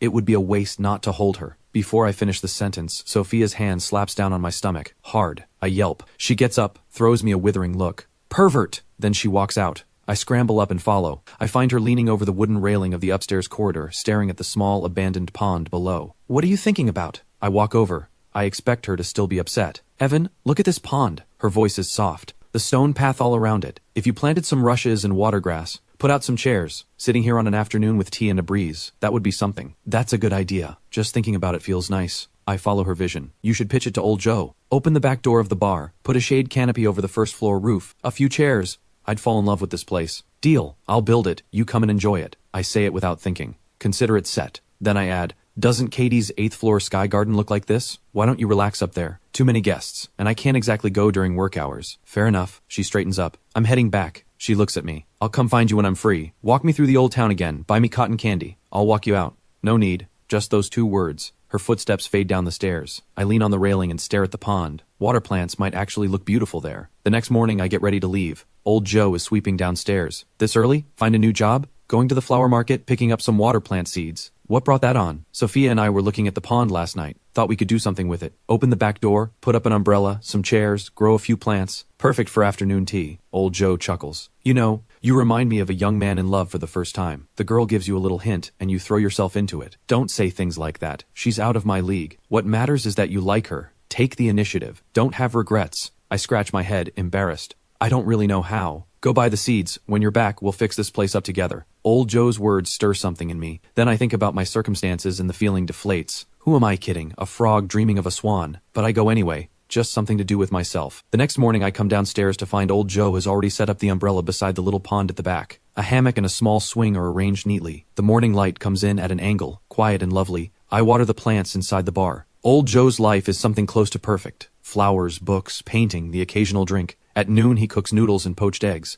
We are sitting across from each other, eating happily, broth going everywhere, when Sophia walks in. You two really going at it, aren't you? Want some? Old Joe offers without missing a beat. There's more in the kitchen. I just ate. Sophia makes an excuse to head out back. I want to see the pond. I tell her old Joe has set everything up already. There's even a hammock, very comfortable. Sophia walks to the back door in her heels and stares at the pond. I stand beside her. Well, old Joe has good taste, right? It's great, just needs some greenery. Patience. I scattered seeds yesterday. Give it a month. She rolls her eyes. Only you would think to do it that way. Seeds? By the time those grow, she pauses. Just buy potted plants. Much more practical. It'll be winter in a few months. Doesn't matter how mild Yangming City winters are. Nobody sits outside. Most homes in Yangming City don't have heating. Inside is colder than outside in winter. I love sitting in the sun. I say it, but I quietly file away what she said. Then Sophia suggests, What if we opened a small hotel in your hometown? Your parents could run it. Better than your mom selling sweet potatoes on the street. A hotel? I shake my head hard. No, too much investment. Small town, low foot traffic, no customers. Cheap rent won't fix that. I know you mean well, but you can't invest blindly. She has to get back to Katie. On her way out, she says, I'll come pick you up tomorrow morning. We're going to the hospital together. Then it hits me. My father's discharge day. I actually forgot. I sit by the window in the bar and light a cigarette. My mind is foggy. No job. Days going nowhere. Old Joe reads me without a word. He slides a cigarette across the table and sits with me in silence. Then Officer Chin calls. She delivers the news in a quiet voice. Nunu's biological mother has been found, but she is gone, killed by Damien, and what comes next is even harder to bear. Not long after, Damien takes his own life in the detention center. Diana's lawyer files immediately, pushing all responsibility onto Damien. Dead men can't testify. Something does not sit right with me. He was pushed into it, I tell Officer Chin. She sees exactly where my mind is going. What you're really worried about is Marcus's people making a move against Sophia. She says it lightly. I am not in the mood for jokes.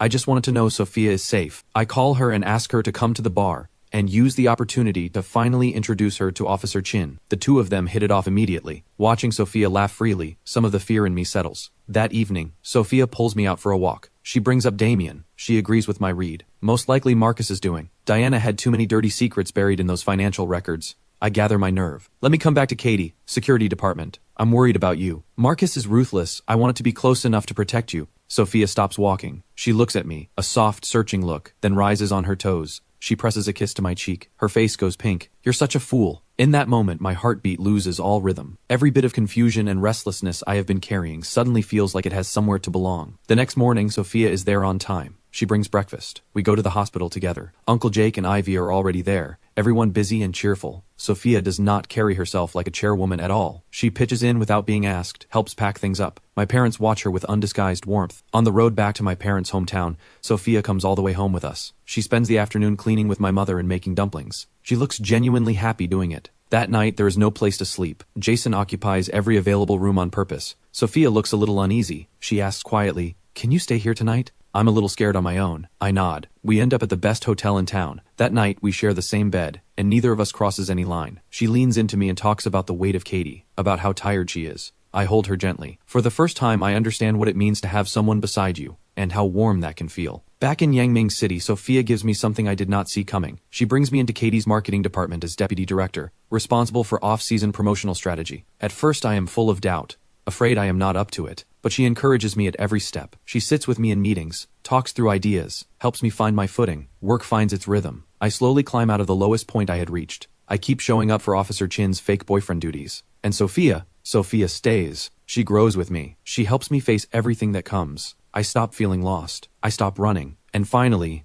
on an evening when the sun is low and golden, I take Sophia's hand and say what I mean. Sophie, I spent so long not being able to see what I wanted, but now I know. It was always you. Sophia nods, smiling, something bright in her eyes. She squeezes my hand back. In the months that follow, we take on Katie's internal war together. Marcus's schemes are exposed. He faces the consequences he deserves. My parents settle into a peaceful life back home. No more exhausting days of struggle. Officer Chin finds her own happiness. Sophia and I never had a grand, dramatic declaration. What we have is something quieter and steadier. Every day we go to Katie together. When we have time, we go back to the old town, eat old Joe's noodles or sit by the little pond. We watch the water plants I grew from seed. We talk about small, ordinary things. I used to believe life would always stay gray. Then Sophia appeared. She was a light that found every dark corner of my confusion, and now, I keep learning, keep growing. One day, I will be the shelter. I will be the one standing between her and every storm that comes.